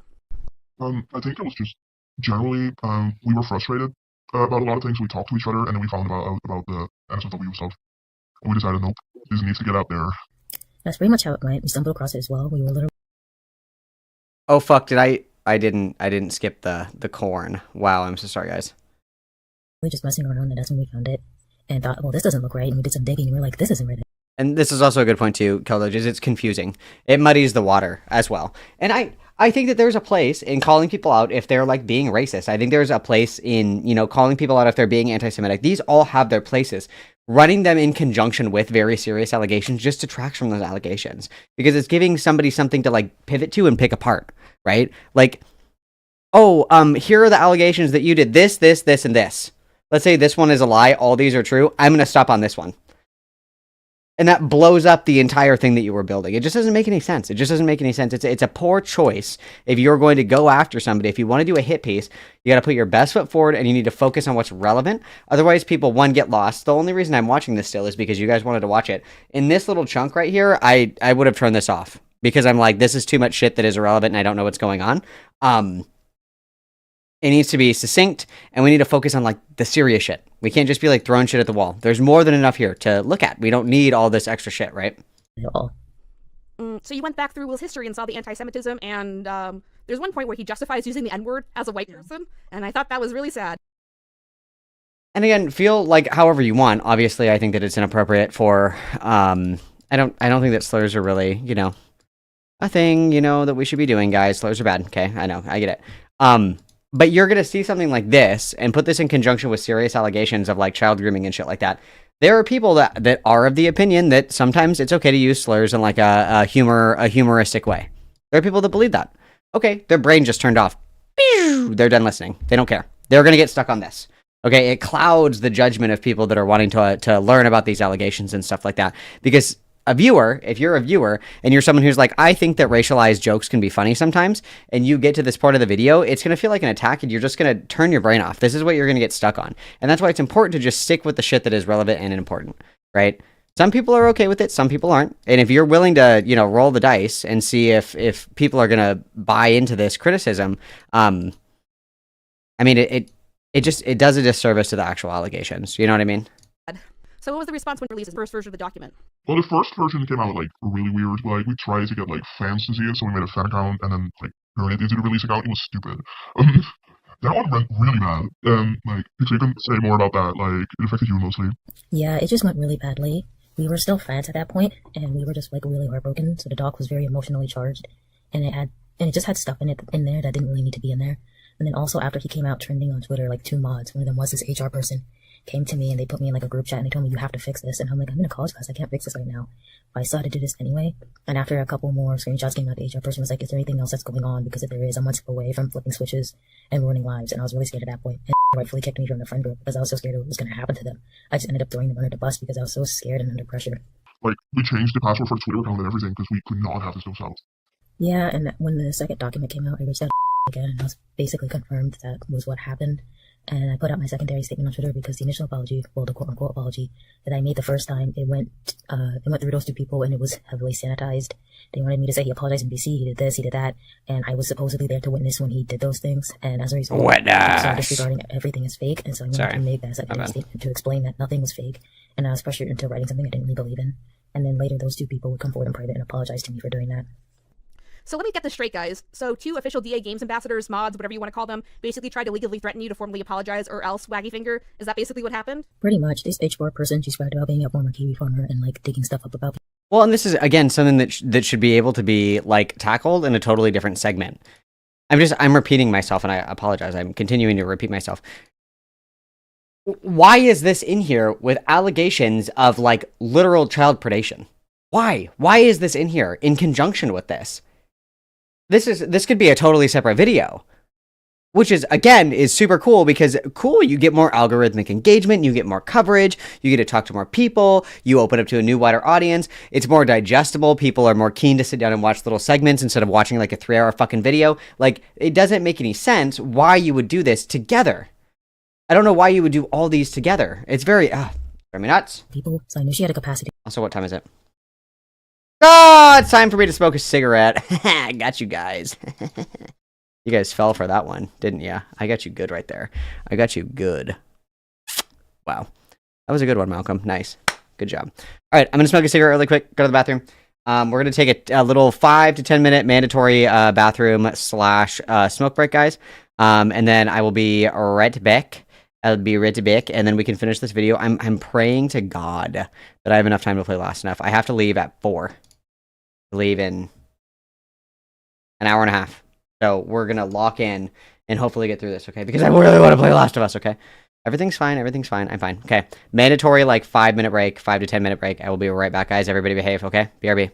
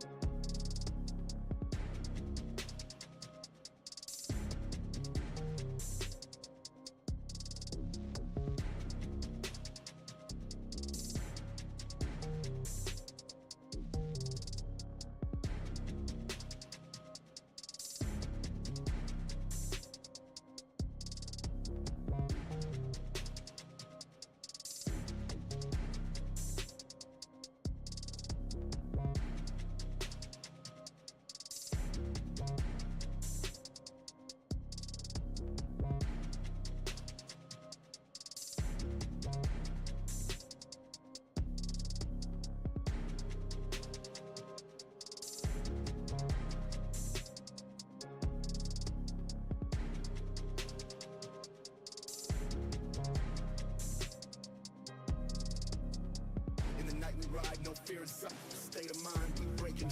In the night we ride, no fear is up. State of mind, we breaking. In the night we ride, no fear is up. State of mind, we breaking. Yo, we thuggin', never gonna stop. Yo, we thuggin', never gonna stop. In the night we ride, no fear is up. State of mind, we breaking. In the night we ride, no fear is up. State of mind, we breaking. In the night we ride, no fear is up. State of mind, we breaking. Yo, we thuggin', never gonna stop. Yo, we thuggin', never gonna stop. Yo, we thuggin', never gonna stop. Yo, we thuggin', never gonna stop. Yo, we thuggin', never gonna stop. Yo, we thuggin', never gonna stop.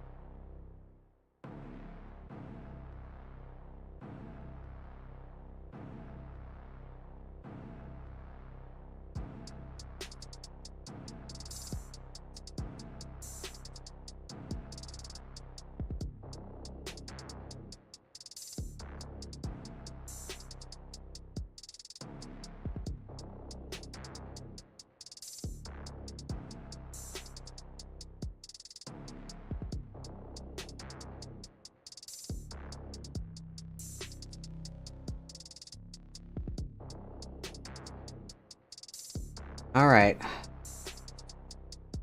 Let's keep chugging along.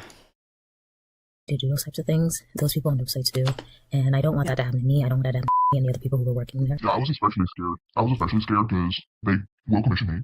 Like, what if they save the packaging, I send his outfit in, and have my address? Like, I was scared as fuck. So I logged you out because I could not have that happen. Yeah, that's fair.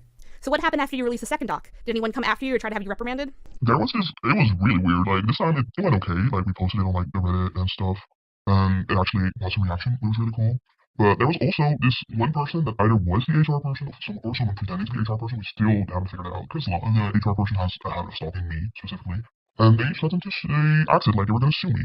Yeah, I remember that. It was just horrible. Another thing is the second doc, it just kind of inspired someone to go through the server logs. And they found that people like Chris were going through and deleting all the racist stuff that they said. And they found videos. And they made like a whole archive just going back. That they were like just going back and deleting things. So Chris got caught being racist and sexist just in general? Yeah, pretty much.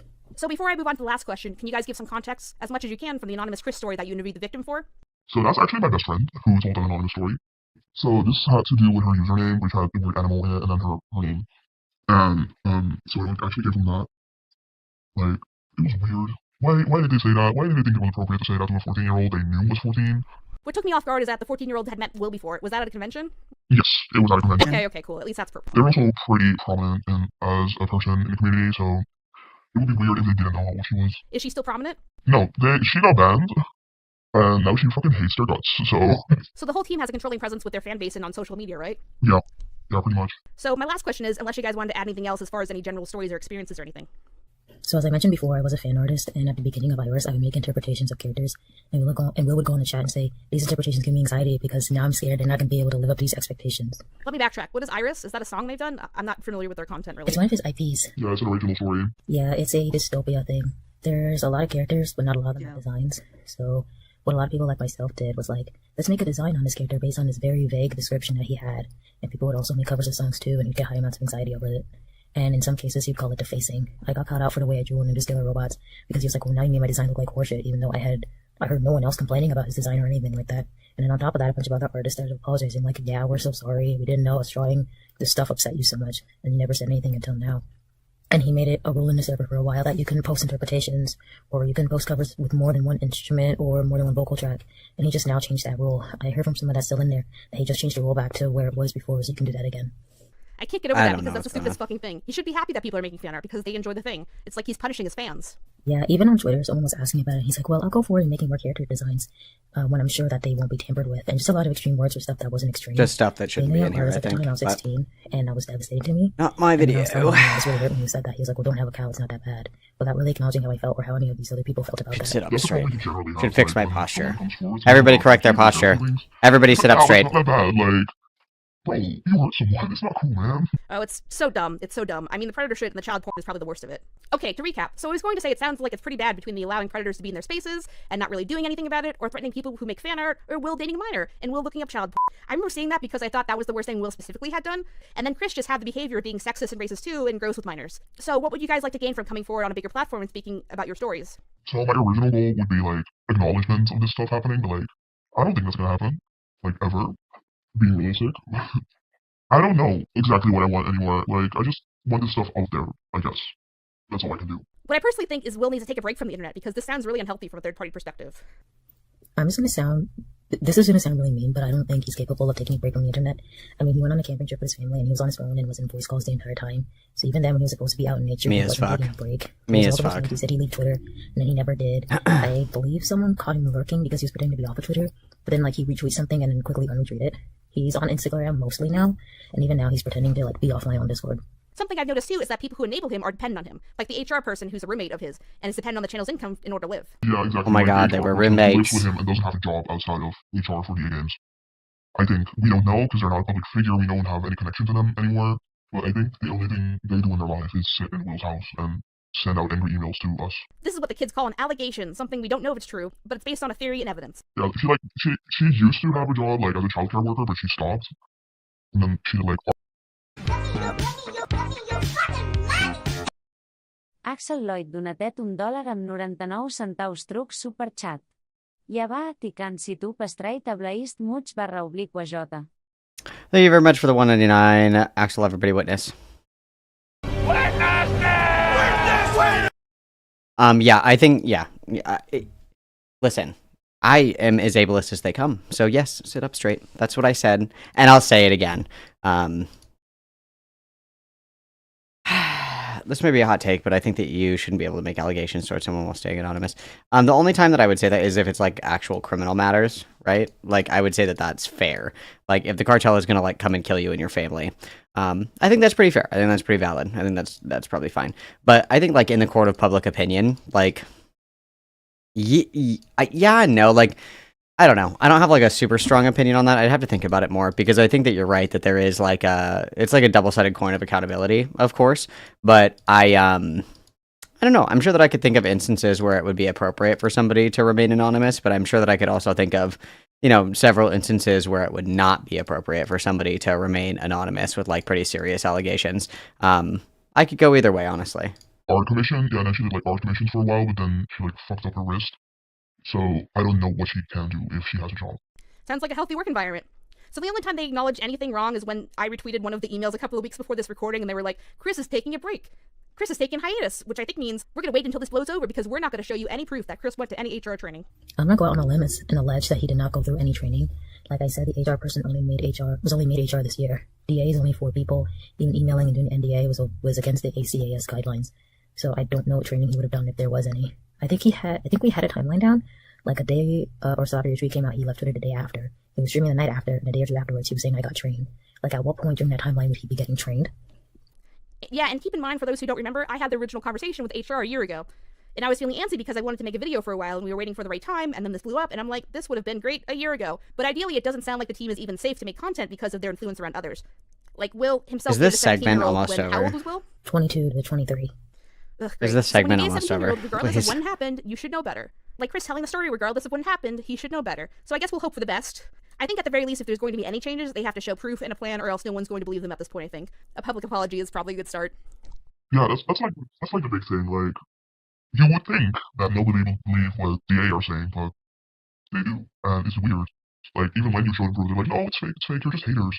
Like, their fan base is very, their fan base is, like, very, they just really want to believe that they're good people when they're not, because Lord knows why, actually.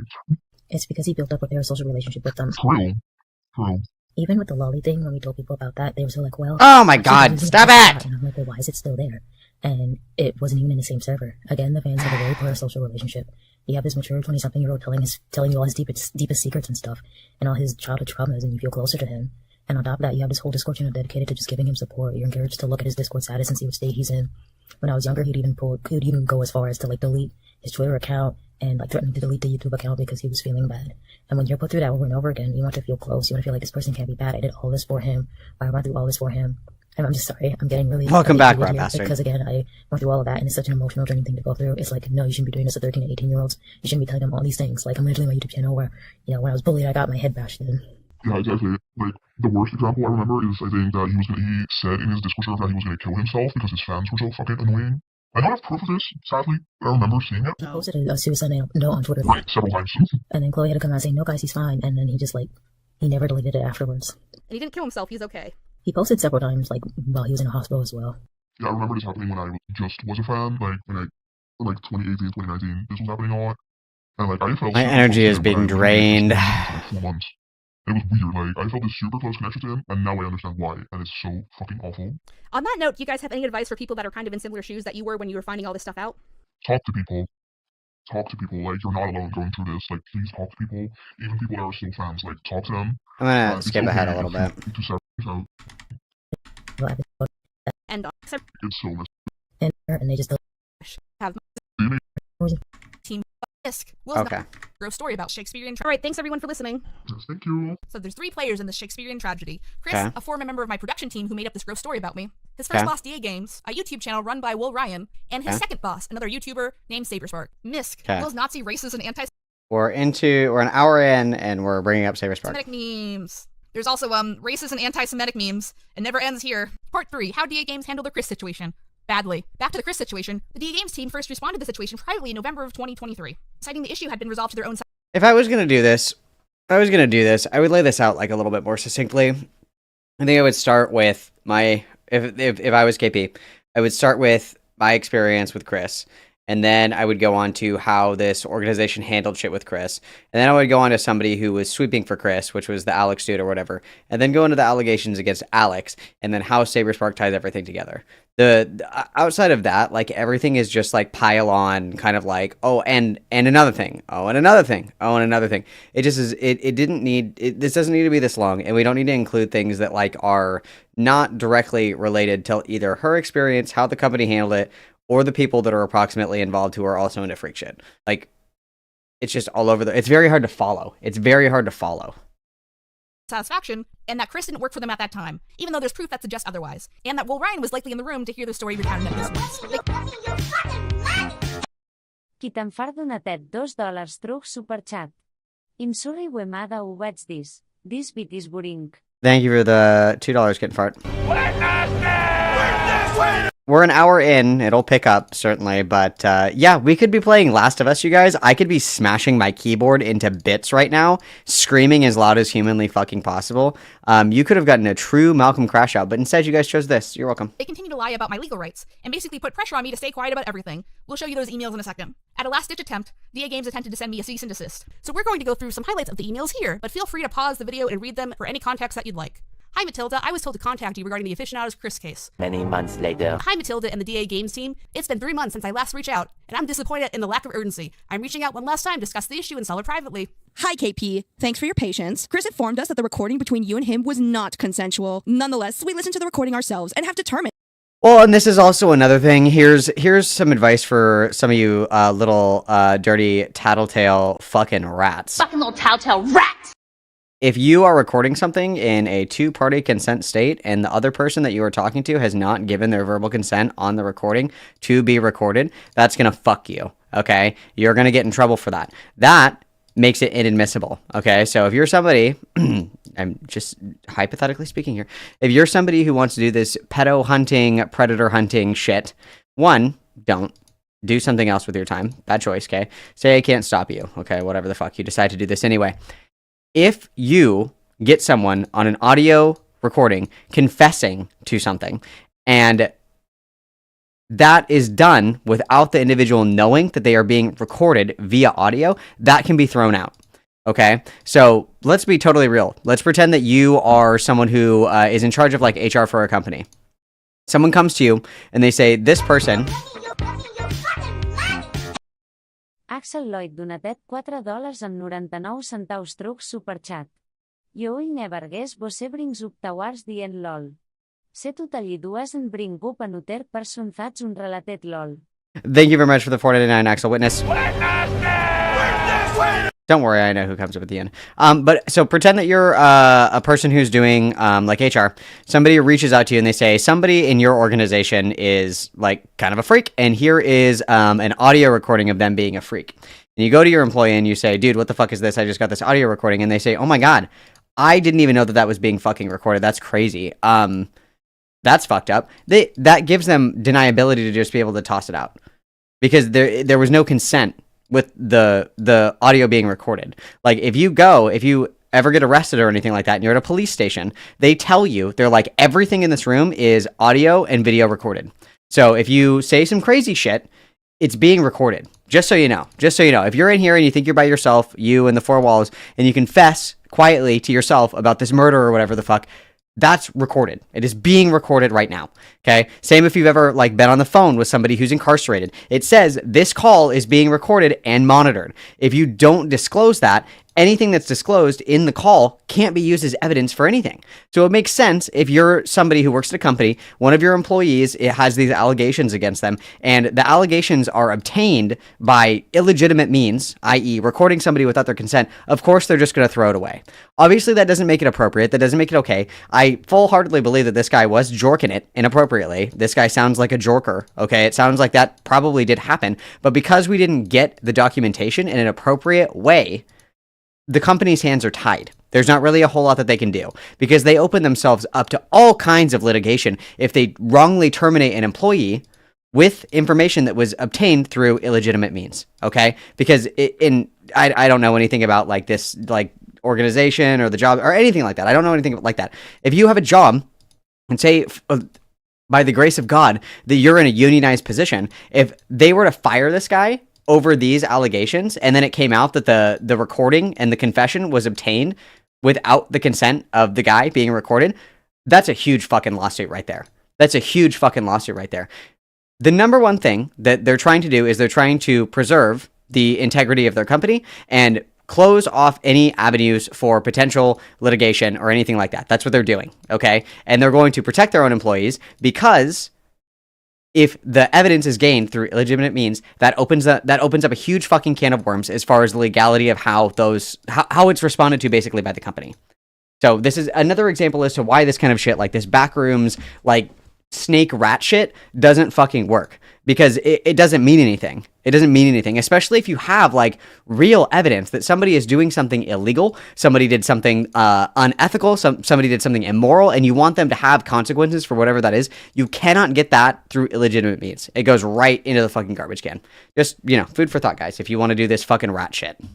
And that the two of you had already reached a resolution. You will allow the actions of the past to be forgotten and forgiven. It is also our understanding that all of this took place before Chris was an employee of DA, meaning that he was not under contract at the time of the incident. Therefore, as a company, we do not have the jurisdiction to punish him in this situation as he has not breached contract. I'm disappointed with the lack of action taken regarding these issues and your lack of alarm in terms of how it reflects upon your company's priorities, values, and internal culture. Also, regarding the recording and Chris's statement, the fact is, whether or not Chris engaged in the activity, he openly spoke about doing it allegedly in calls involving his coworkers post having his position within the company and after.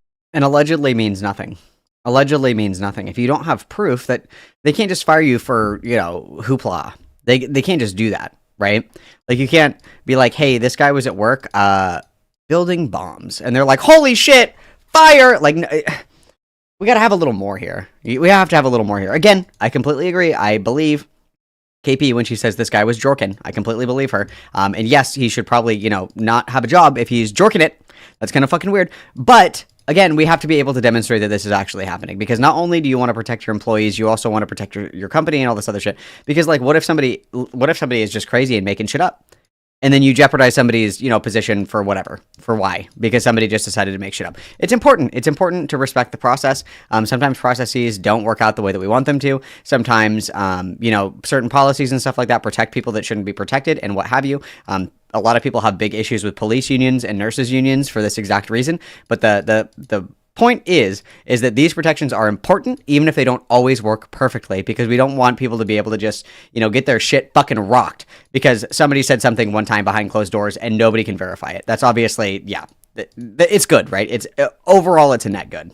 After, as late as 2019, This is highly inappropriate, morally unacceptable language to use when conducting oneself around coworkers, much less when it's an attempt to convey approval from peers and a superior by presenting himself as a sexual harasser. If he was bragging about sexual misconduct involving a minor, would that change your response? Because if the answer is yes, you should be taking this seriously because sexual harassment is sexual harassment. By continuing to employ Chris, you not only condone his behavior, but actively encourage it within your workplace-related settings. At this point, it's a matter of safety for myself and members of our communities, and me attempting to handle this issue privately is a courtesy, one that seemingly is not being honored, and in fact, dismissed. If no satisfactory result is brought about, I have no problems going public. We will review this case again and decide on appropriate disciplinary action. This will be handled internally and confidentially, of course. We would like to state that we do not represent Chris in any legal capacity. DA Games as a company does not tolerate threats of defamation or libel. If you go public, we have the right to pursue legal action. We will share the results of the investigation with KP, but only on the condition that she signs a confidentiality agreement. Part 4. How Saberspark handled the situation. Badly. Again, as shitty as that is, it's actually like pretty normal. That's like a pretty normal engagement where like we're willing, like we're doing this internal process at our company to determine if anything went wrong. We're willing to disclose our internal process with you if you sign an NDA because we don't want you, relaying this information publicly the way that we do our investigations and what have you. Like that's pretty normal. And again, I think it's totally fair for people that have been put in positions where weird shit happens at work and they're not getting the response that they deserve, rightfully so. Obviously, that's frustrating. Obviously, that sucks. Obviously, that transparency, a lot of people find important. But it's like this is like not an atypical thing to occur, right? This is pretty run of the mill, professionally speaking. That if you get access to, or if you're privy to this kind of information, it's usually under an NDA because they're disclosing all this stuff that's done behind closed doors. That's part of their policy in order to determine wrongdoing and up to disciplinary action, right? Unless they're going to make a public statement and say, we terminated so-and-so because of this, that, and the other thing. That's one thing, but it's somebody's work records. That's something that is confidential for the most part, the way that we would, I don't know if it's technically legally confidential, but like colloquially speaking, like that would be something that, you would need to at the very least send an NDA to get access to because it is their own little kind of process thing that they're doing, right? Next is YouTuber Saberspark, who primarily makes animated themed content and generally seems not to care about the situation unless he's listed as an employer of Chris. I originally contacted Saber through his staff, and here are the Discord messages to prove that. I hate it here. There were talks of a hiring change, and I assume Chris was terminated from working with Steven due to that. Cool. One less thing to worry about. Then it got worse. Turns out nothing happened. Cool. Oh, there's a big surprise! I tried following up, but never heard anything. Cut to November of this year, where Steven is mentioned in that email asking for an NDA to look into the Chris issue. This eventually escalated into a public spectacle when I shared the NDA email on Twitter. One of the people in that thread tagged Steven directly, and then, thanks for the support, guys. It's emotionally draining, but I feel like being critical of online spaces, especially when you try to solve things privately first, is important. Were you able to contact Saber or anyone that currently works for him about Chris? I contacted Saber through some friends in common, never heard about an official firing though. I was never contacted by any friend of yours, nor did you ever make any attempt to reach out to me on your own behalf, via Twitter, email, or anywhere else. You are omitting so much information right now, but I'll provide some here in a sec under your original post. Dude, we can talk privately. I have screenshots that I contacted both and Are you going to record the call without telling me the same way you did to Chris too? Talk to me privately. I'm not doing this back and forth on Twitter. Then don't at me with your half-truths and omitted information in order to gain sympathy and slander my name. I'm 100% to the bone. I mean, that's kind of like a fair point, right? Like if you're saying publicly like this person did this, that, and the other thing, and then they respond and they're like, what the fuck, this isn't true at all. And then you go, we'll talk in DMs. Well, you kind of already tossed that out into the public sphere now. Like if you are demanding accountability publicly, people are going to ask that is resolved publicly. I would expect that. Like if I did like at Psy, you huge stupid bitch, I can't believe that you would lie about this, that, and the other thing. And then Psy's like, dude, what the fuck are you talking about? Like, I'm going to post some screenshots because you're full of shit right now. And then I go, could you actually DM me about this? Like, it's kind of a little late, right? Like I would expect if I started that for that conflict to be resolved in public. Right? I would expect that's where we would go together, is that we would resolve this publicly because I made it public first, right? Every accusation in your video. I have no idea how you can claim due diligence when you never reached out to me. Don't fucking talk to me like that. Don't call me a fucking liar when I have the screenshots to back me up. And if you were aware of the call, then the information got back to you regardless. If there was some decision made, I never heard about it. I'm ending this conversation. So a couple of things to unpack here besides me not purposely tagging Steven. It was a third party. Regardless, Steven proceeded to call me a liar publicly. You calling me a liar? I ain't calling you a truther. Proceeded to tease me about doing an unsolicited recording and to slander him. Slander is spoken.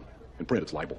Some red flags to this response. 1. Steven could have calmly asked who I talked to instead of assuming the worst. 2. His anger was... Well, if you're alleging that he's involved in like some kind of cover-up, like this is where I think it's important to kind of like put good faith on both sides here, okay? Imagine that this guy didn't know what was going on.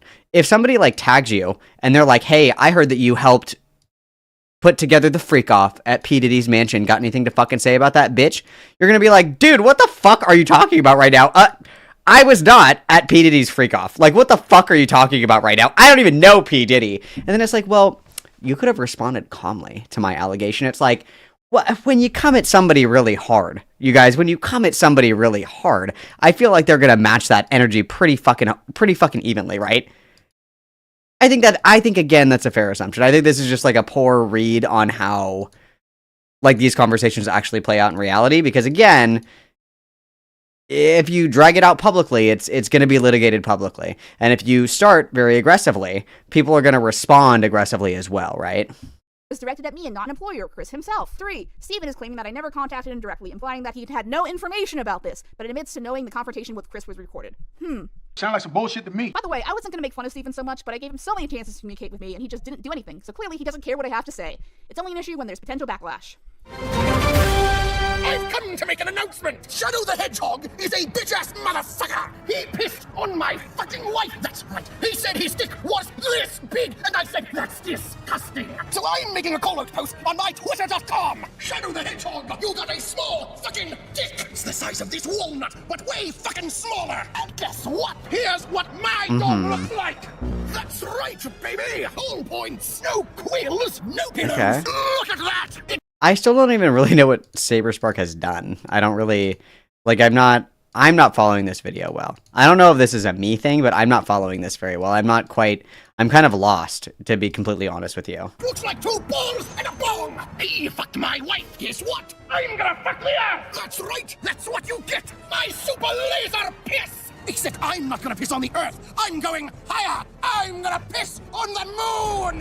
How do you like that, Hoop Bomber? You have 23 This bit's been going on way too long. Droplets fall on the Earth. Now get out of my fucking sight. This bit's been going on way too long. So what I think happened is Way that too long Steven of a was informed bit. by Pim, didn't know it came from me, discussed it, blew it off or decided it was nothing, and forgot about it until he started facing some public backlash, and proceeded to blame me. Because he was so concerned with direct communication, I ended up sending him this email detailing who I talked to, why this is important, and why this isn't a single incident. Good afternoon, Steven. This email is your requested private communication regarding Chris and the overall sexual harassment situation that he has caused. Our full incident report can be found here if needed. Since you publicly displayed confusion at best... And then if I'm going to play devil's advocate again, which I'm going to do because I am the devil, another thing is like, so if, let's just say, if I was in this situation and it was made clear to me that there's some drama going on, there's some stuff popping off, okay? And all of this centers around allegations that were recorded without somebody's consent. So let's just say I'm going to pick on Sai and I'm going to pick on Keldoj. Those are the two people I'm going to pick on. Sai comes to me and says, hey, Keldoj admitted all this crazy shit in a private voice call that I recorded. Do you want to hear it? And I'm like, no, but let's pretend. I'm like, okay, what are the allegations like? Okay, Keldoj didn't know that I recorded this conversation though, and I'm like, oh, that's kind of fucking crazy. That's pretty fucked up. All right, cool.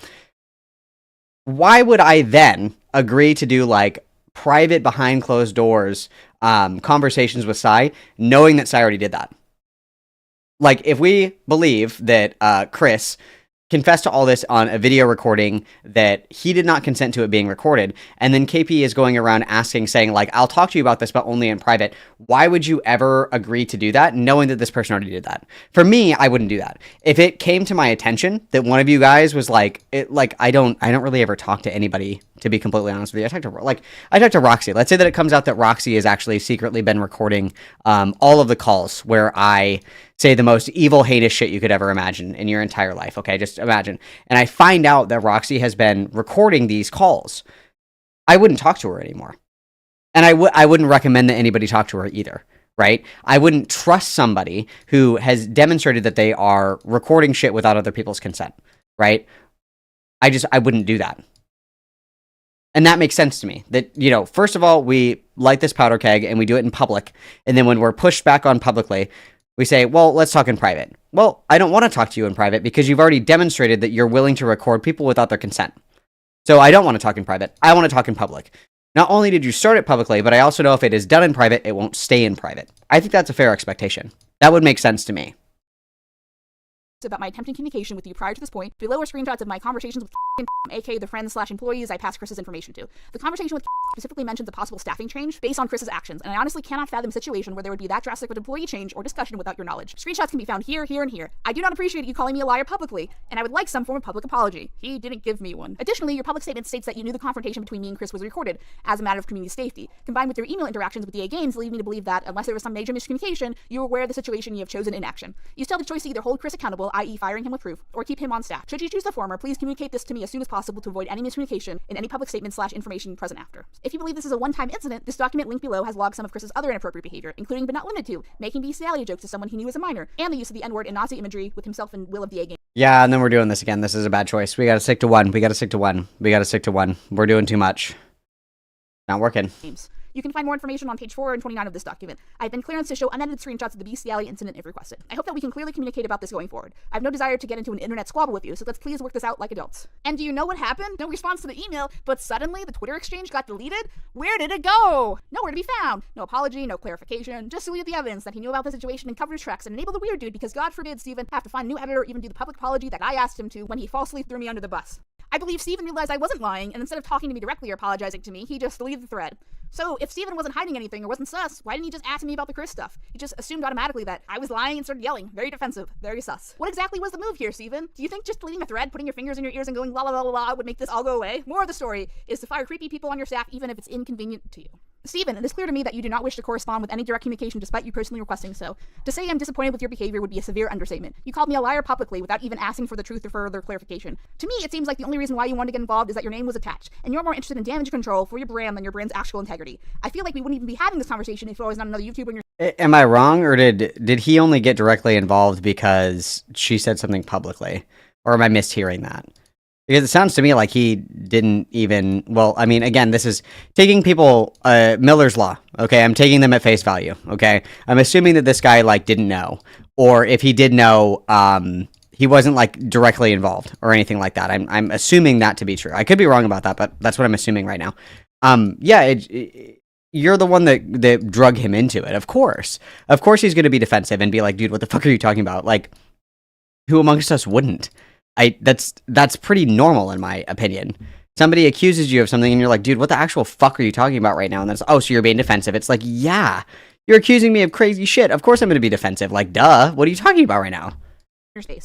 I hope that you can be professional about this going forward, even though, frankly, you haven't been through this entire nightmare ordeal. But clearly, that is not possible. Hey, Rachel, to start things off, I replied to you on Twitter the way I did, out of frustration due to the misinformation you have about me and how you were talking about me without ever contacting me directly prior. I'd imagine you feel the same frustration if someone had incorrect info about you, and probably you do with how some people went after you in the past with false information. I truly don't want to engage in internet drama that operates off of gossip, but the amount of misinformation you have is staggering, so I will set the record straight. As far as you and me, I'm dumbfounded. We hung out, and that was it. I'm not sure what you saw in hanging out with me, but we just went our separate ways. All in all, I feel blindsided by your emails, Rachel. How can you say that you come to me as an impartial individual? As far as Chris goes, I heard through second-hand sources of his stupid joke, that Chris made amends with you, and that was the end of it. Only for me to get accusatory emails months later? You never reached out to me officially, so how could I acknowledge anything besides but... Finally, I do have a lawyer, and I will gladly bring him into our conversation to clear the air if needed. Now that it has come to this degree of misinformation on your end, I will do everything within my power to clear the record for the truth, and that includes exploring legal avenues if necessary. I hope this information helps and convinces you to reconsider your position. Why are you doing a silly voice? Regards, Steven. Steven, you've already passed the allotted time I've given you to deal with the situation privately, as outlined in my first email, which I feel is ridiculous. Well, I think here's another thing too is, if we're trusting them to deal with the problem privately, okay, how do we know that, like, because quote unquote dealing with the problem, I think she's assuming that he'll just get fired. I mean, maybe there's other shit that they're doing. I don't know. But, like, it sounds like regardless of what the outcome is, we're going to be dissatisfied with it as long as he's still employed. That's kind of what it reads like to me anyway, right? Because again, I'm not trying to get, like, super in the weeds on anything. But it's like, you could have somebody who did, like, something kind of fucking weird. And they're like, yo, dude, like, don't do that shit. And they're like, oh, fuck. You know what? You're right. That actually was super fucked up of me. My bad. I'm not going to do it anymore. And maybe they have patience for that person. They're like, okay, we're going to, send you to, like, mandatory trainings or whatever. And they move on from it. But it's like, she's operating on the, like, it seems like the only resolution is he loses his job. Which I think if you're jorking it, like that, make jorking illegal. If you're doing that, like, I don't necessarily disagree with that, but it's like, if we're doing this through the proper avenues, which it sounds like we are, there is a process to all of this. It's not, internet cancel culture. This is like a job, right? This is like a job, yes. It's like there are processes for this that are to be followed. It's not like you get like a DM on Twitter and it's like, oh fuck, I gotta fire John. It's like there's a legitimate process that you go through in dealing with these kinds of complaints, right? Like that. Considering you had access to this information for more than a year, regardless of where it came from. If you're now going to sit there and threaten me with legality after this many private attempts at communication, I will not be entering any further discussion with you after this last correspondence and cutting contact with you at this point. The reality is I'm incredibly uncomfortable with your general approach in which your previous email and how your public correspondence has been addressed, as well as you in general. So I'll keep this as brief as possible. To add to this whole, I will fight you for the truth. I don't know about the contractual timelines surrounding the jorking, you guys, so I can make no claims about the time of the jorking and any contract, sorry. Tone, your whole last email and the Twitter thread is drenched with undermines the actual issues of the conversation, on top of assuming I'm going to publish falsifiable information. Is that how you talk to someone who's treated poorly by a current employee in the past? Based on all of your previous conversations, forgive me if you're not on the top of my list of people who treat me with assumed respect. In regards to your response on my Twitter posting, your heated response calling me a liar and questioning my character publicly is unacceptable. How you were particularly feeling at the time doesn't justify calling people names and treating them poorly. As well, you could have DM'd me as requested several times or asked for further information before responding in such a tone. When all I asked regarding this exchange is for you to apologize publicly for something you did publicly, you instead doubled down in the last message and tried to justify your feelings, and only privately at that. This doesn't strike me as someone who's dealing with the situation with the utmost maturity, but a desperate attempt to distract from the actual issues and make yourself the victim. The fact that you're going about this route again, even after I proved I wasn't lying the first time, is fucking deranged. Regarding your access to the information about the incident regarding Chris, and your insistence that I was the one who directly discussed the information about Chris instead of your general access to said information seems to be misguided. Do I have to tell you directly what to do with an employee incident of this scale for anything to happen? I shared the confirmation I had from both that you had said information, which came off as indifference based on what I felt, as well as your correspondence with DA Games alluding to such, as well as there being a public safety report available with public contact information present for over a year regarding the situation. So I don't understand how it's particularly relevant how you learned your employee sexually harassed someone in the past. It just matters that it happened. Even assuming you didn't know about Chris's actions up to the Twitter exchange, I still emailed you directly to discuss it before it reached this point, and you seemed to ignore that email and only responded to a second after my frustration became clearer. To be frank, it doesn't matter how the perpetrator feels how the resolution went, but the fact that it happened in the first place is unacceptable. Chris is, very obviously, going to tell you whatever you need to hear to keep his job. It's alright, guys, the criminal said the crime actually wasn't so bad after all. Hell, it doesn't even matter how I feel about it. Still, if you were so concerned with my personal opinion on the matter, to the point whether it would directly dictate your decision to keep Chris on staff or not, I do not, for the life of me, understand why you didn't reach out to me, directly or indirectly through our friends. Great job updating me on the current status of Chris's employment, even now, by the way. Good job. 10 out of 10. Regardless, this isn't a joke, and your insistence as such is the underlying problem of this whole situation. How is it a fucking joke to say you ejaculated on your boss's clothing and say that to other men multiple times? Fucking gross. It cannot and should not be belittled as just drama. Why would I have gone through the trouble of corresponding with DA Games or having a safety report be written if I just thought it was just a joke? I was and am worried about the children Chris and the greater DA Games community still have access to. Even if I had forgiven Chris for some reason, it wouldn't be relevant. Even still, you seem to show anger that I got Chris's confession on record in comparison, what he actually confessed to. Well, again, that's part of the problem with all this online snake shit. You can't just be recording people. You just can't, record random fucking people and then use that later, especially when it's, it demands like a little bit more professionalism because it doesn't mean anything if you get it through illegitimate means, With your comment stating, are you going to record the call without telling me the same way you did Chris? To be clear, he is not the victim. Full stop. Neither are you for that matter, Mr. It doesn't mean that he's a victim, it just means that you can't use that as, like, evidence. That's all it means. And, I mean, maybe this will be, like, a good reminder, that you can't just, like, fucking record people and then assume that it's going to go your way, or it's going to be favorable that you did that.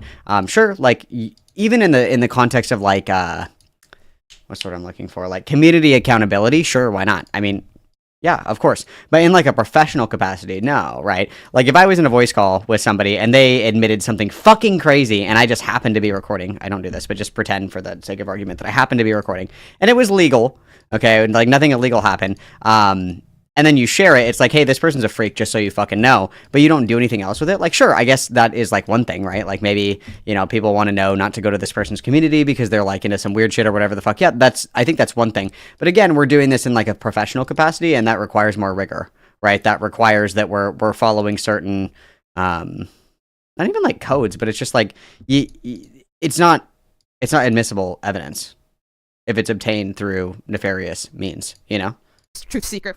publicly throwing the actual recipient under the bus and siding with the sexual harasser just because he did not know he was going to be on record as a safety concern, on top of being incorrect about your information, is one of the most idiotic parts of this whole ordeal. I felt it was very obvious that the intention was a recording for the public record, and a possible angle interpretation of him being blindsided by a bad joke turned public because I want to be a bitch and cause problems is just insulting and disrespectful on so many levels. Or how you put it, publicly discussing half-truths to gain sympathy and slander your name. Spoiler alert, this isn't about you.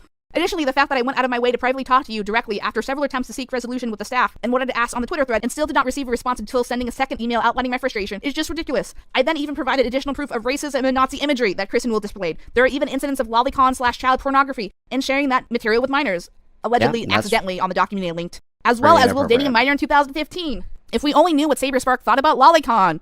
Oh wait. As his following grew, Gal became very publicly outspoken with his dislike of lolicon and similar taboo art styles. For those who are not familiar with them, let's just say it's a...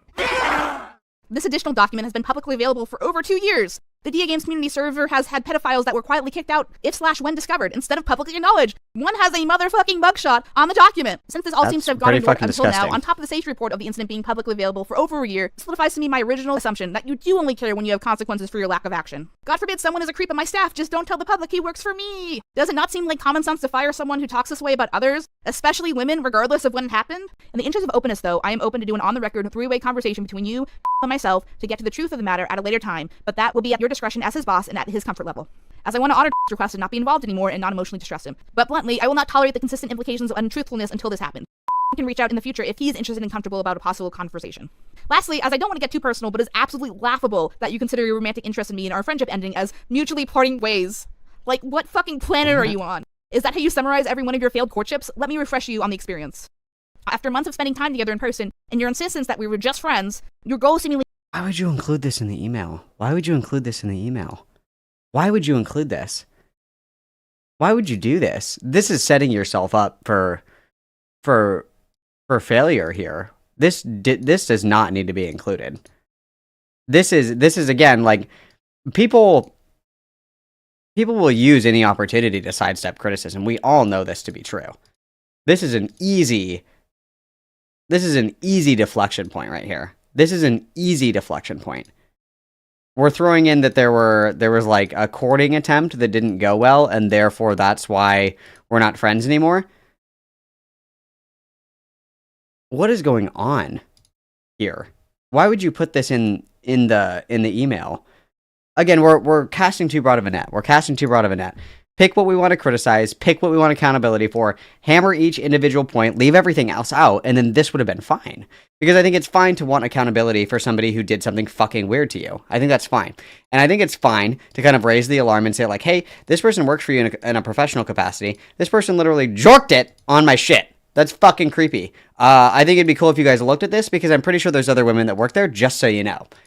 I think that's completely fair, and especially wanting like some kind of accountability, that makes complete sense, but you have to be succinct. You can't just throw every fucking thing that you have in your pocket at the wall.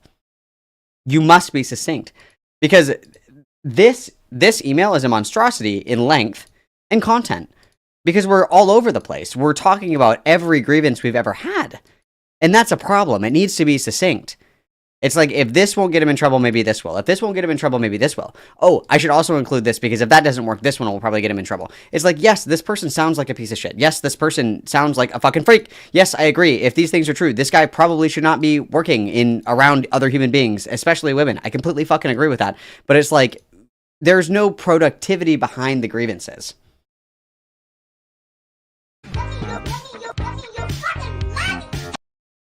Axel Lloyd donatet $4.99 trucs superchat.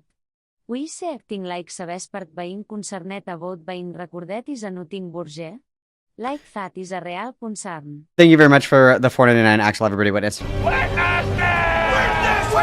Well, and I completely agree. It's like, yeah, I mean, even in the instance that you're not even doing anything, it's like, yeah, it's kind of fucking weird to record people and then like save it in your pocket like a little snook.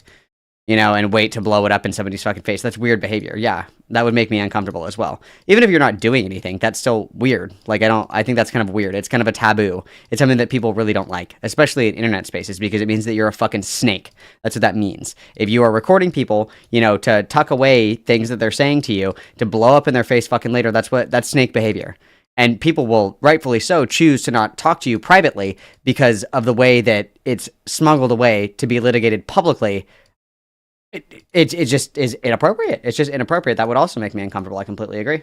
Was instead to spend time with me and see if I would change my mind and be open to a romantic relationship. At that time, I felt like I'd finally had found a like-minded content creator and friend close and distant to me. I think I even said something along the lines of, these feel like dates, I'm just making sure we're hanging out as friends, right?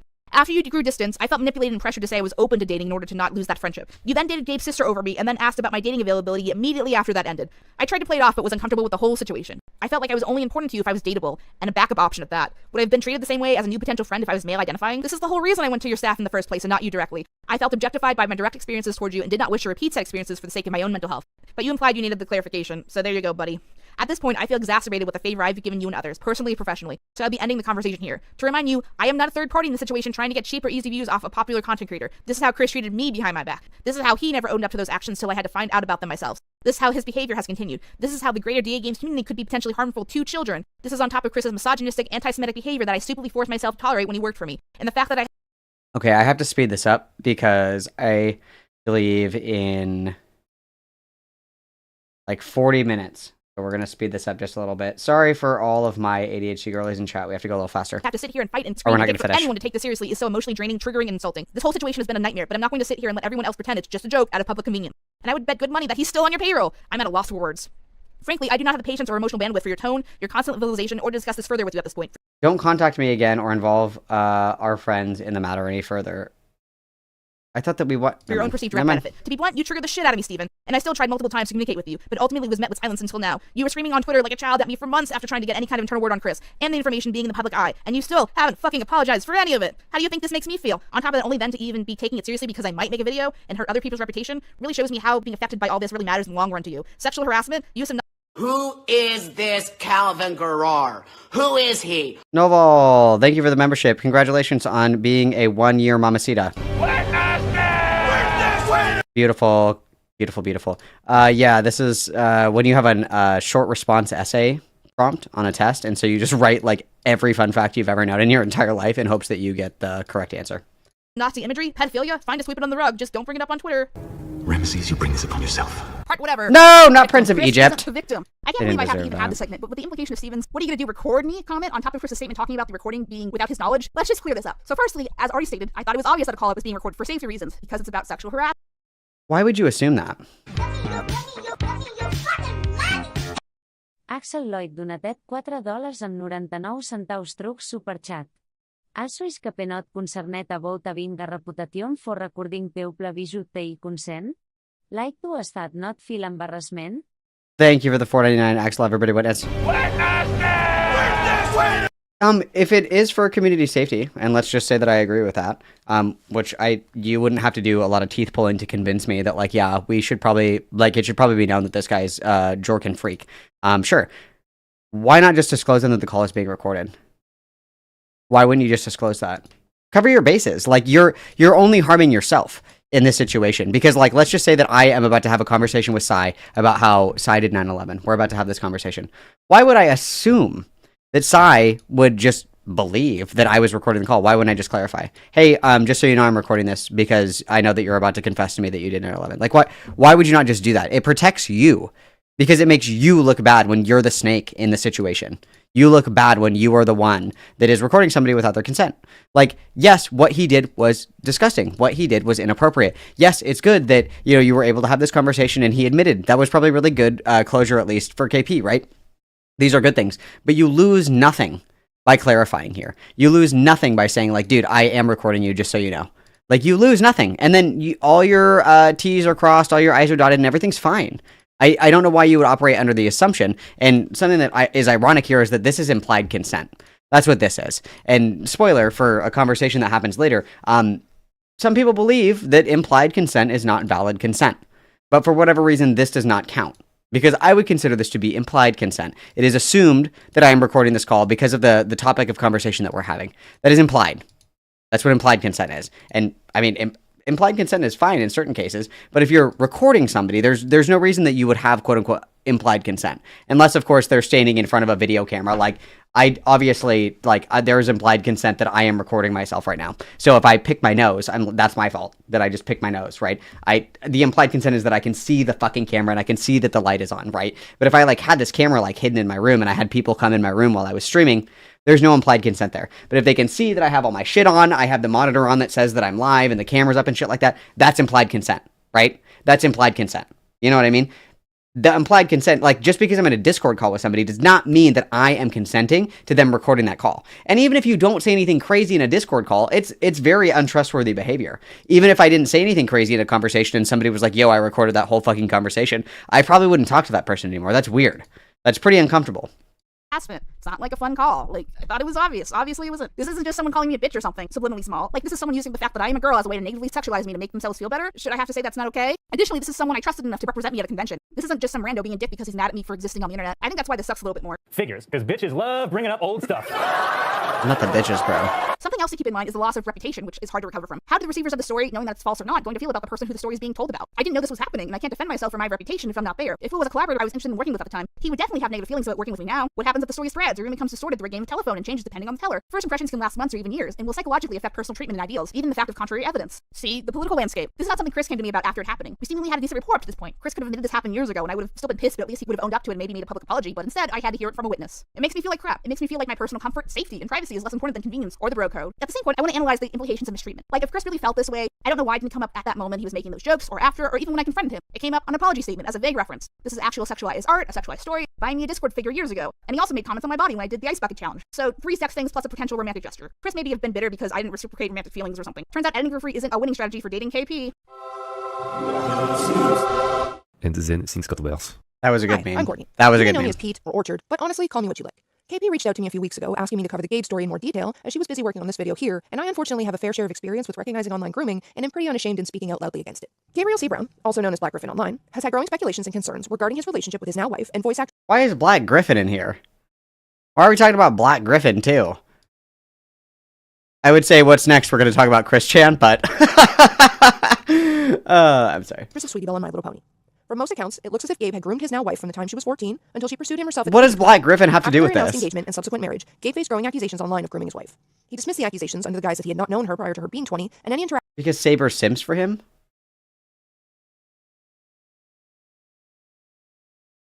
Brevity. actions they did have while she was a minor were strictly professional and in convention spaces only. A Google document has since been created compiling evidence from Gabe and his wife's own Twitter and YouTube accounts proving these dismissals to be false, as well as proving multiple other instances of Gabe showcasing problematic behavior. I've covered the topic in a little more depth in an hour-long video on my channel, which will no doubt be linked in the description below. Anyway, I'm sprinkled throughout this video a few times, so I shall see A new hand touches the beacon. you all in my next segment.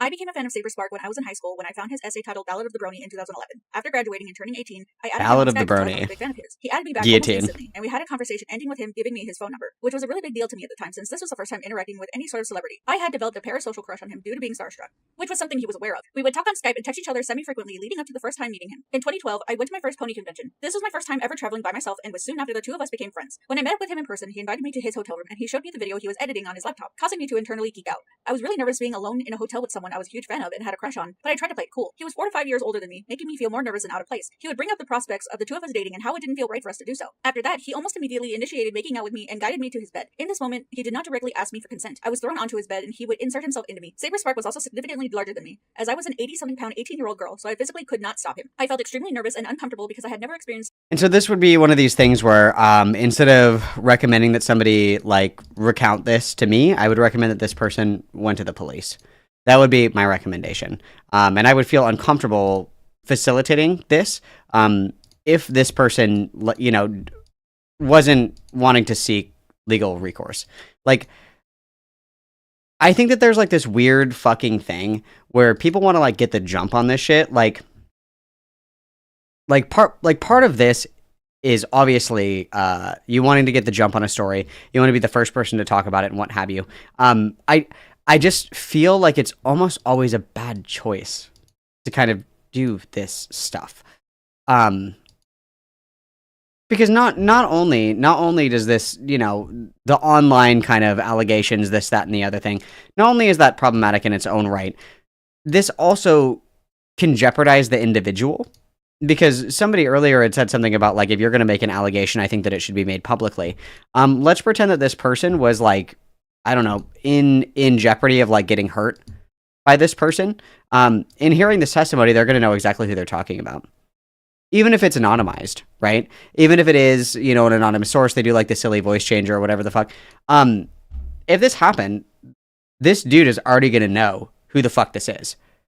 And that can be concerning, right? Like, there are a lot of questions. There are a lot of different bases that you need to cover before, you know, you put this into like a YouTube hit piece, in my opinion. I don't know.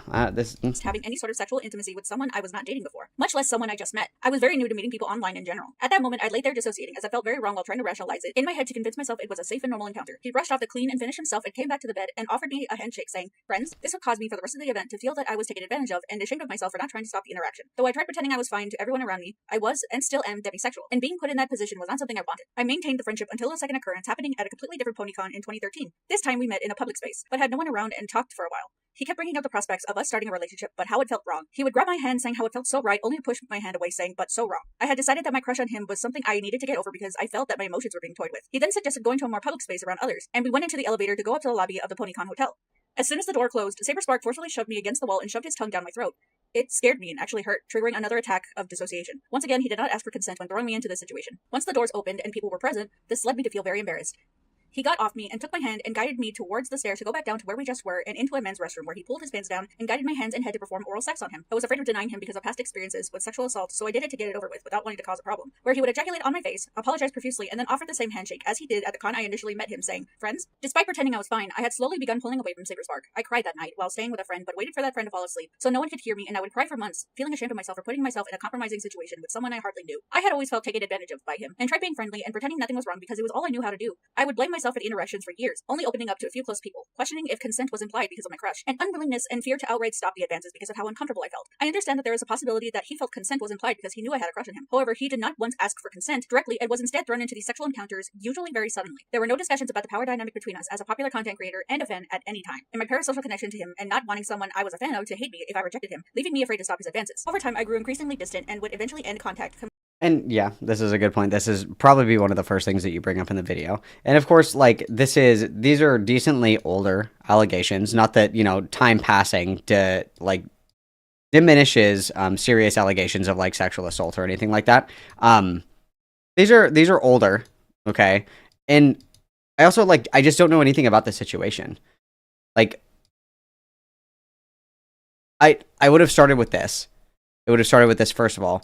And then second of all, I think that it's important as well to be able to kind of document it. I'm not saying you guys, we have to litigate a rape trial in public and shit like that. But it's there does need to be something, right? That does need to be something. Obviously, even if, we take this at face value, which I think that we can, that this girl went to go and meet him. She was a fan. And so she probably felt pressure to, engage in these activities against her better judgment, or even, maybe even under threat of coercion, that she did these things that she didn't necessarily want to do. And that's not appropriate. And that's something that's wrong. And I don't think that it's, good to put somebody in a position like this where they feel inclined or pressured to engage in these kinds of activities. That's a really big part of it. But this is an anonymous allegation from quite a while ago. The only thing that really corroborates it is that it's being posted now. And I'm not saying let's litigate everybody's rape publicly and this, that, and the other thing. I don't think that's appropriate. But I also don't think it's appropriate to have this included in a video towards the almost very end. And it's kind of narrativized odd. And it just feels like it's out of place in the video one. And then it also feels like, it just feels like if this is an anonymous recounting, this person surely must know that he's going to know who they're talking about, right? S'ha donatet $5 truc superchat. Remember. Capehat most of this video dona readien just aquest dis seriós testimoni se art about a moint hago un tuit. Thank you very much for the $5 side, everybody witness. Well, and then so if we're just kind of hinging our mega nuke on, an allegation, that's kind of a problem as well, because you're kind of searching for that confirmation, right? You maybe aren't going to vet it the way that you would if you weren't just like hinging on a nuke, so to speak. But this just feels very out of place to me. Obviously, if this did happen, and again, I'll be charitable and say it's not outside of the realm of possibility for me. That would be inappropriate and that would be wrong, of course, if this was something that happened, right? And I'm not saying I don't believe that this happened, but there's something I can't quite put my finger on it. There's somewhere I'm kind of like I don't know. It's possible, of course, all things are possible through Christ who compels us. Not that I disbelieve this person, but the number one thing that I'm looking at is that if this is an anonymous account, if this happened, he knows exactly who this is. So it's not really anonymous, right? I guess that's kind of what I'm looking at. Maybe I'm getting hung up on this. Maybe I'm getting lost in the weeds right here. Maybe my judgment is clouded. My orb is clouded right now. You know what I mean? I can't put my finger on it. I can't identify what it is. Axel Lloyd donatet $4 amb 99 centaus trucs superchat. It pus bossa a tant l'incallagations, que peor Jeffrey Stallol. Thank you very much for the $5, Axel, or $4.99, excuse me. Witness. I agree with Yarshmello. Like, I don't really want to doubt any sort of testimony like this, but this isn't where it should have been published. I agree with that. I think that kind of succinctly summarizes my thoughts on it, is where, like, I don't want to say that, like, this didn't happen to this person, because I don't know. And if anything, I could believe it. Bernie people are freaks, and it seems like this is like a little pack of freaks that kind of run around all together. But I think that is probably my contention. I think that you're hitting the nail on the head, Yarshmello. That might be, like, where my ick is that, like, yes, this is something that should be talked about, but I think that this is probably the wrong medium to do it in. I agree. Thank you for mind melting with me. Thank you. Completely. I don't feel safe enough to fully come forward because I don't want his fans and friends or even him to harass or contact me publicly. I wish to stay anonymous so I can avoid the anxiety and stress of being targeted. And again, I'm not trying to be like over dramatic here, but like if this happened, he knows exactly who this is. So it's not really like you know what I mean? I don't know. By either him, his friends, and especially his fans. As SaberSpark has over 2 million subscribers, and even sharing my story at all has me feeling really afraid. I have seen other instances of SaberSpark using his enormous platform to confront people online he has had conflict with. I have also witnessed several instances of his friends attempting to justify him and others' actions. I was not made aware of his jokes about consent and his recent behavior involving Chris until only recently, and it left my stomach in knots. I please ask above all else for my privacy to be respected. I don't wish to publicly defend my personal experience, and just wish to share my experience. So welcome to the video where we break this down a little bit more and talk about what is consent, because, yeah, it's an important discussion here. So because this is a really serious conversation, and this is unscripted, about sexual assault, I invited Courtney, again, she's all over this video, to talk about, like, what is consent, and when consent is there, which was a mistake, by the way. We're having a great time here at the worst video ever, and just kind of break it down so we have a better understanding. And all you nerds out there, don't do something really, really bad like this. Don't do it, guys. Don't rape. Hi again, Courtney. Welcome. You'll be in the video everywhere at this point. Hello, everybody. It is I. I have returned once again. So happy to be here. So I've shown you the testimony at this point. What are your general vibes on it besides icky and sad? And I don't know. This is just like super triggering to me because, yeah. So I thought I'd also bring you in here to hold my hand during this. But yeah. In terms of the testimony, it's just kind of heartbreaking, really. It's always heartbreaking to me when people question their own sexual assault just because of the lack of education around it. And like something that I just want to say to anybody out there is, a consensual sexual encounter is never something you're going to question afterwards. Okay. I don't know if that's always true. I think we've all made mistakes. I think we've all gone home with somebody who was a lot more physically attractive after a couple of bevs, and that we, like hooked up with people or dated people that maybe in hindsight it wasn't the best choice. I don't necessarily think that implies any kind of assault or non-consensual activity going on. I think it's fair to question choices that you make. I think it's actually healthy to question choices that you make. And just because you question something doesn't mean that something wrong was done to you. I don't agree with that. Okay. Like, you just don't question a consensual encounter. Sure, you may have a consensual encounter that's unsatisfying. You may have one that you regret, you may look back on and go, if I could make that decision again, I probably wouldn't. But people don't question consensual sexual experiences with, did I just get violated? To be quite honest. Well, and I would disagree with this as well, too, because, like, if somebody squeezes past me a little bit too tight, like at the bar, and they get, a little bit close to my butt, maybe, and I'm like, oh my God, like, that can feel violating to me, but that doesn't mean that person assaulted me. I can feel like that was uncomfortable. I can feel like that was weird. I can feel like, like pretty icky about the encounter, but that doesn't mean that person, like, violated me or assaulted me. Like, it's tight in there. It's dark. They were just trying to get by. They weren't trying to do anything fucking crazy or weird. It was just like an awkward, uncomfortable experience. I would disagree with that as well. And like the other thing that kind of breaks my heart is there's one point in her testimony where she questions, if I'm remembering this correctly, that like maybe she was at fault because she had a crush on him, like maybe she gave the wrong signal or something, maybe she implied something, or he thought consent was implied because he knew there was a crush on her. Like, remember earlier, implied consent. We agree with the concept of implied consent in regard to recording calls if the topic is seriously enough charged. But implied consent in sexual situations is not appropriate for some reason, but implied consent is a pretty important dynamic when it comes to sexual encounters, especially with somebody if you have a committed relationship with, right? Like, if you are with somebody for a long enough time, you are acutely aware of like when something's going good and when something's going bad, and that can be implied consent, right? Like, you don't need somebody to say no, stop, for you to be like, oh, like they're probably not feeling this, like this is something that normally they react to positively, but like maybe now is not the time, right? Or maybe I'm not doing a very good job right here. Things like that, right? Like that is definitionally implied consent, and those are totally normal boundaries and dynamics in plenty of people's relationships. Just because consent is implied does not necessarily mean that there is a violation there because it is implied, right? In all honesty, consent is never implied.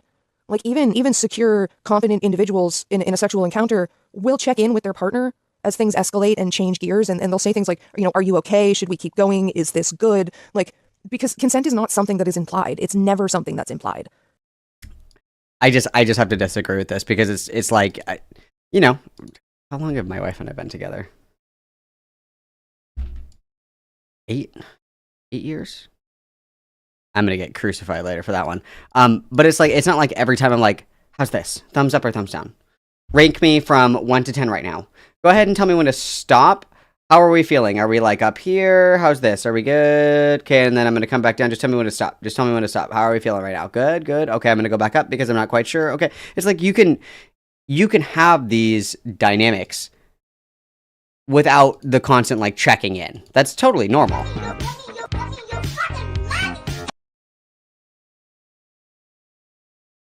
Oh, I don't think that's going to read that because you said grape. Let's try one more time.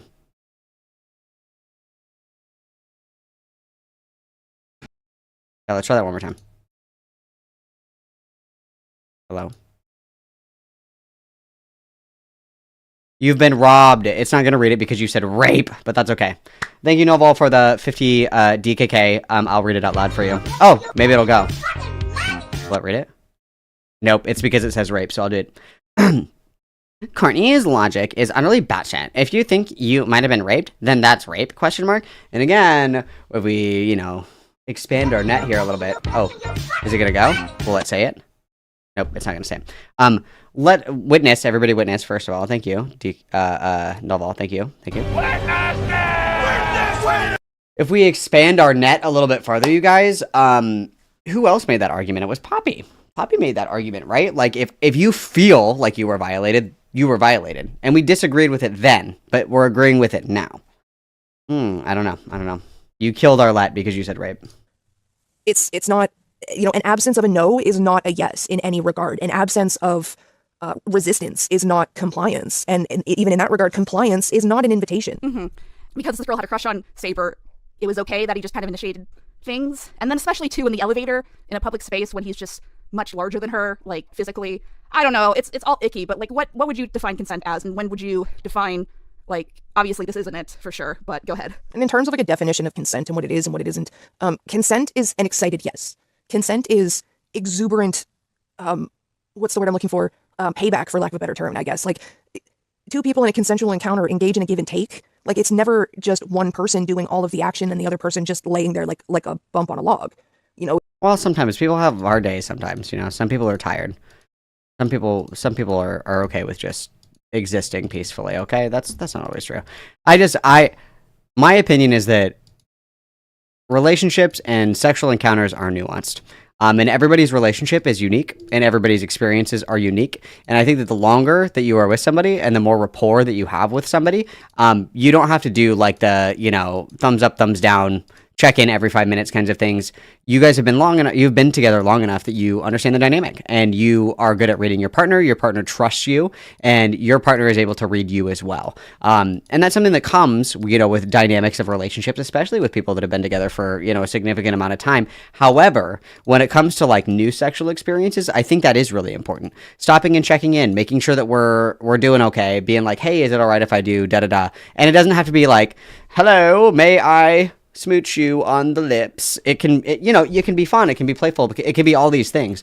But the idea that these kinds of dynamics are inherently abusive, that these kinds of relationships are inherently ripe for abuse and rape and violations of consent is just simply not true. Because everybody's relationship is going to be unique. Everybody is going to have a different kind of dynamic with their partner. And again, the longer that you're with somebody, the more comfortable you are with somebody, the more that you trust that they can read your boundaries and you can read theirs, and that you can have a healthy dynamic and you are comfortable enough to say, hey, stop, I don't want to do that right now. Or, ow, you're hurting me. Can you move, please? Like things like that, right? I'm not saying that every single, encounter is like Jedi Vulcan mind reading somebody and being like, they want to fuck. And there's like gray area in between here. Like, it's not like, is it okay if I touch your hand? Is it okay if I touch your hair?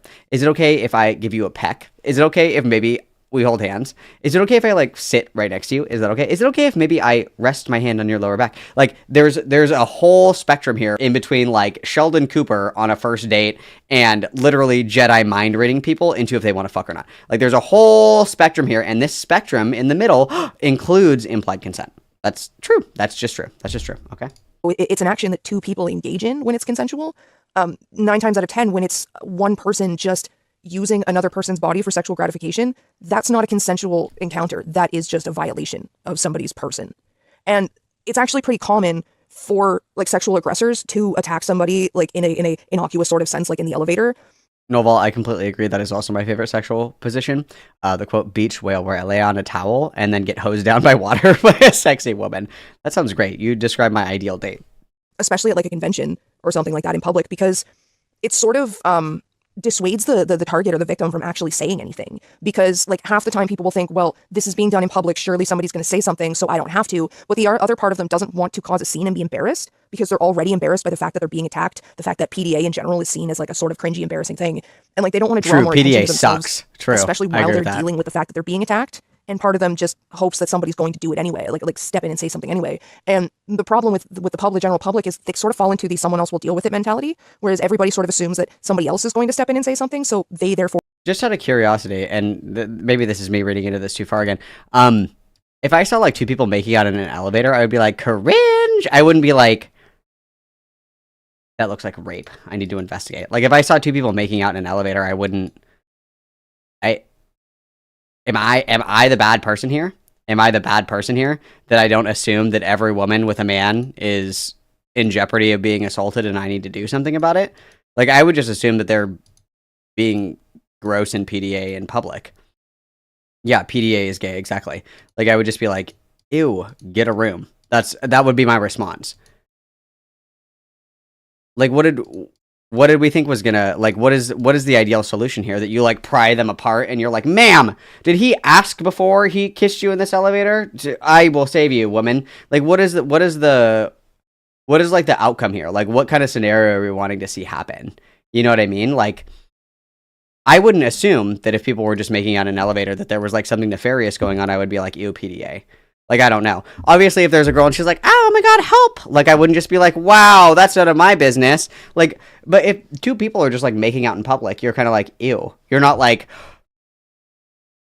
she needs me. Like, you know what I mean? I wouldn't make that assumption.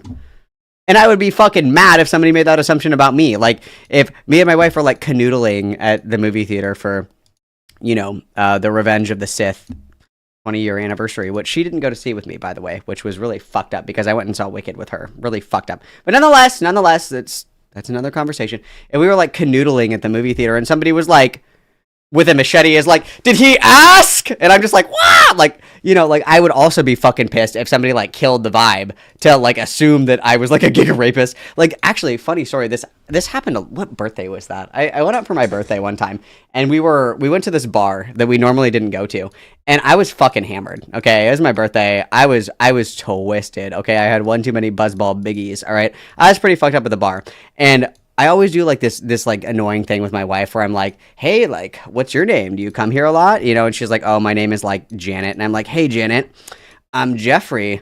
What are you doing after this? And just, you know, just like bullshitting or whatever in public. And this girl was like, is that guy bothering you? And she was like, that's my husband. And she was like, oh. And I was like, way to kill the vibe.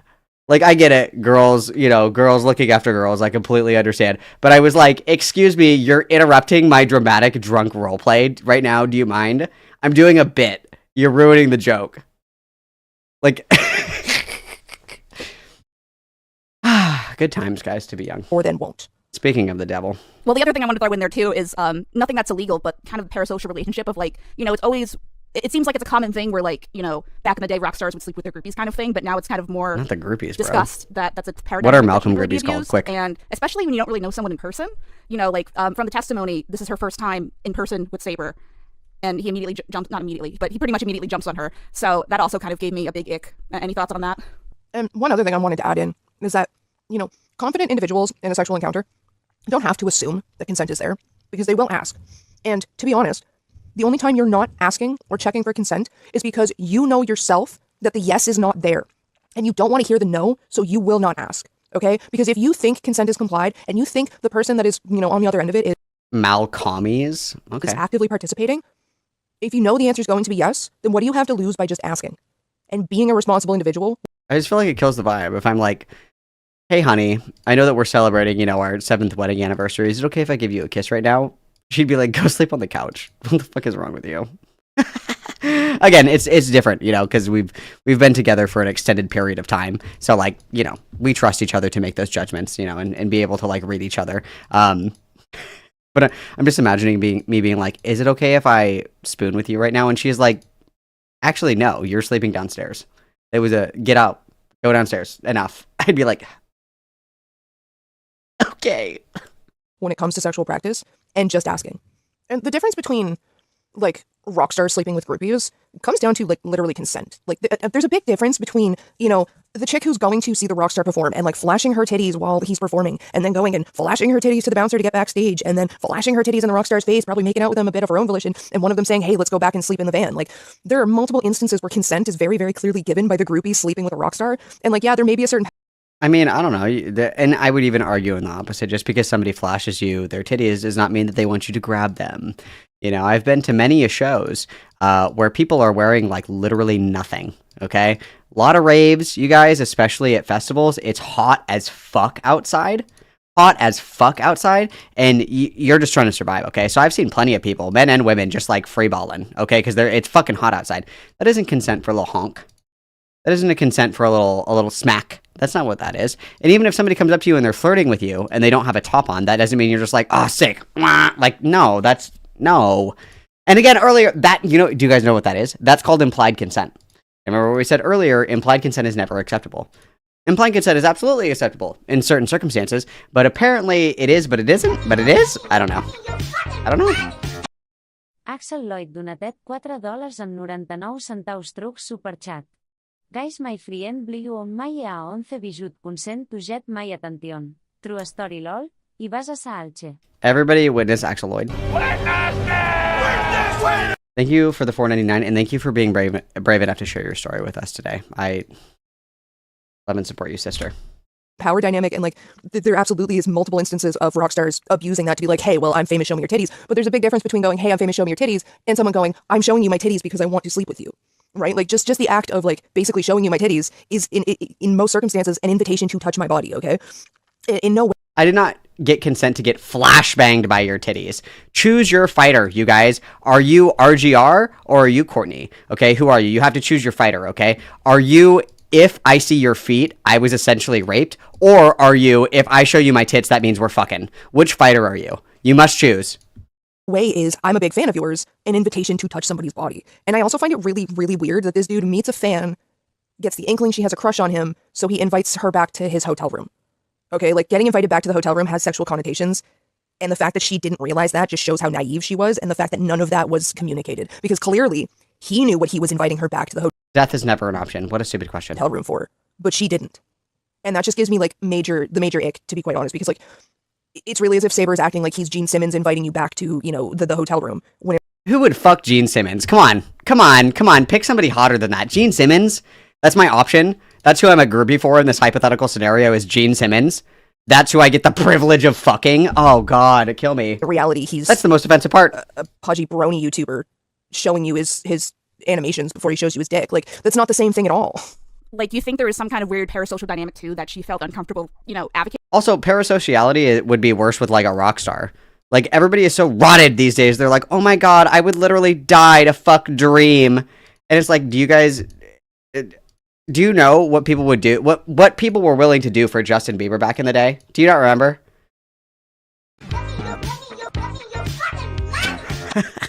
I disavow. I disavow. Australians truc superchat. Paet sibling bairta vote consent. El sofai erisot. Thank you for the $2. Oh my God. Whoops, wrong sound. Sorry.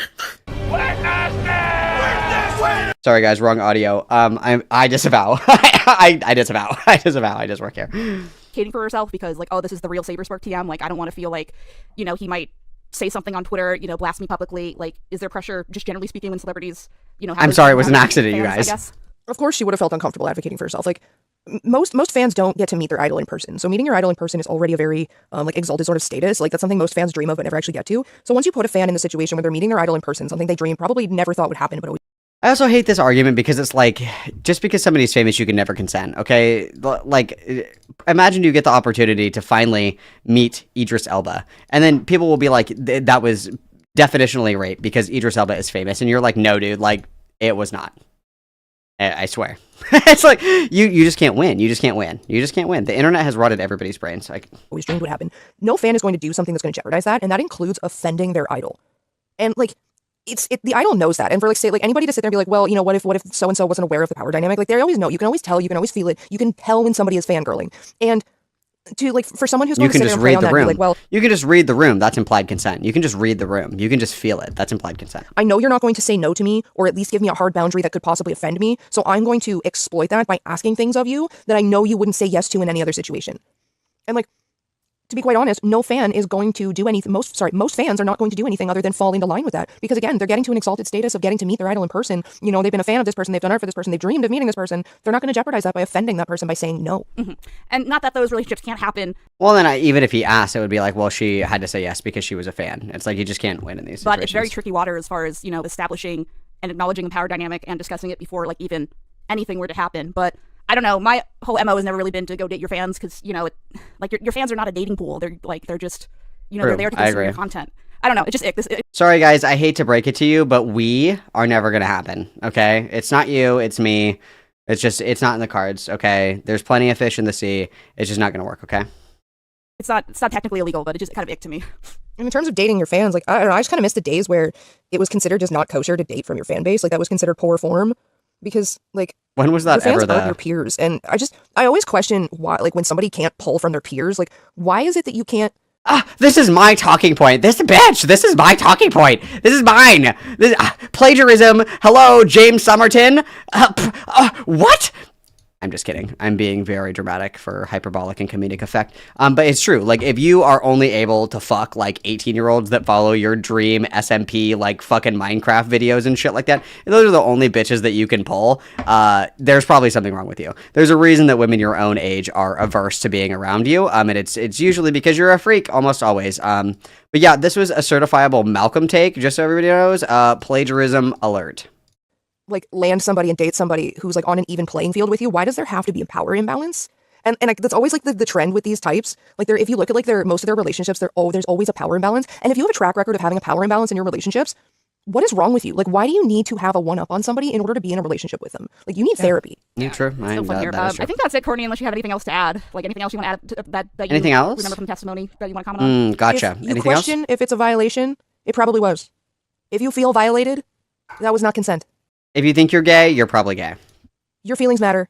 Your feelings are valid. Consent is never implied. We just described fucking 30 scenarios about how consent is actually implied. Consent is never implied, but if your boobs are big enough and you show them enough, that's implied consent.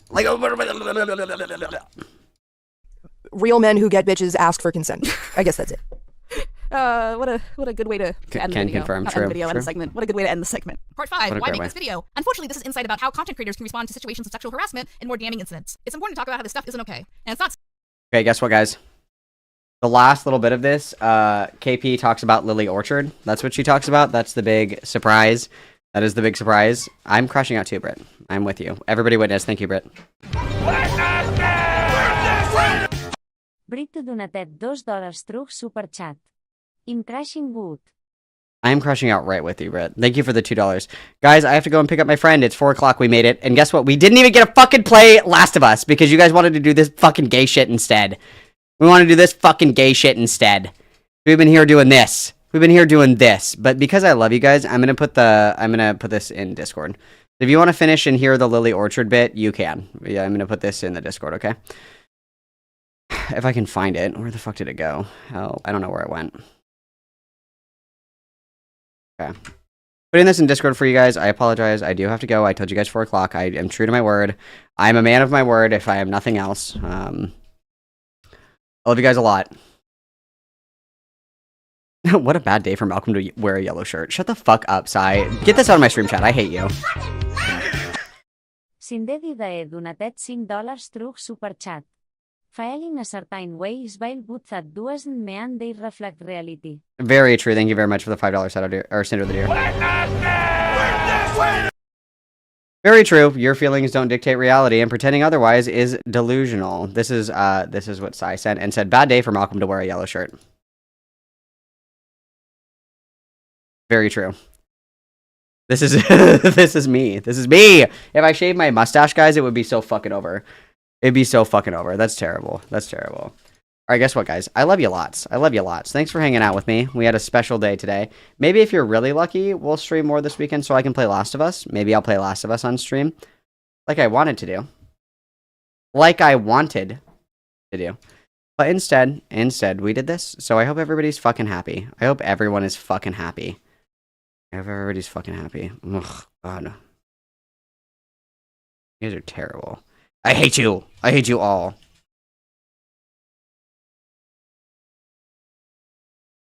How long is Cope and Seeth streaming for? Oh, they're still watching the H3H3 thing. I'm going to send you guys over there so you can be domestic terrorists in their chat. Not mine. Go bother Beckett. Leave me alone. I've had enough of you guys. Go bother Beckett. Go bother Beckett, okay? You do that. Yeah. We're all done. Hold on. You guys go bother him. Excuse me. Let me do this. Save that. Put this in the right playlist. So it's in the VOD playlist. And then we're going to edit. And I'm going to redirect to OpenSeed. Save. Bazinga. Okay, perfect. Hey guys, guess what? I love you lots. Thanks for hanging out with me. I'm going to send you guys to Beckett. Hug Hug Kiss Kiss XOXO Gossip Girl. We'll probably play Last of Us maybe this weekend, maybe. I'll let you know. I'll post in the Discord, okay? Pinky promise I'll let you guys know. I love you guys lots. Thanks for hanging out with me. XOXO Gossip Girl. Everybody have a good weekend, and tell Beckett that I love him so much, okay? Adios, mamacitas. Hug, hug, kiss, kiss. XOXO Gossip Girl.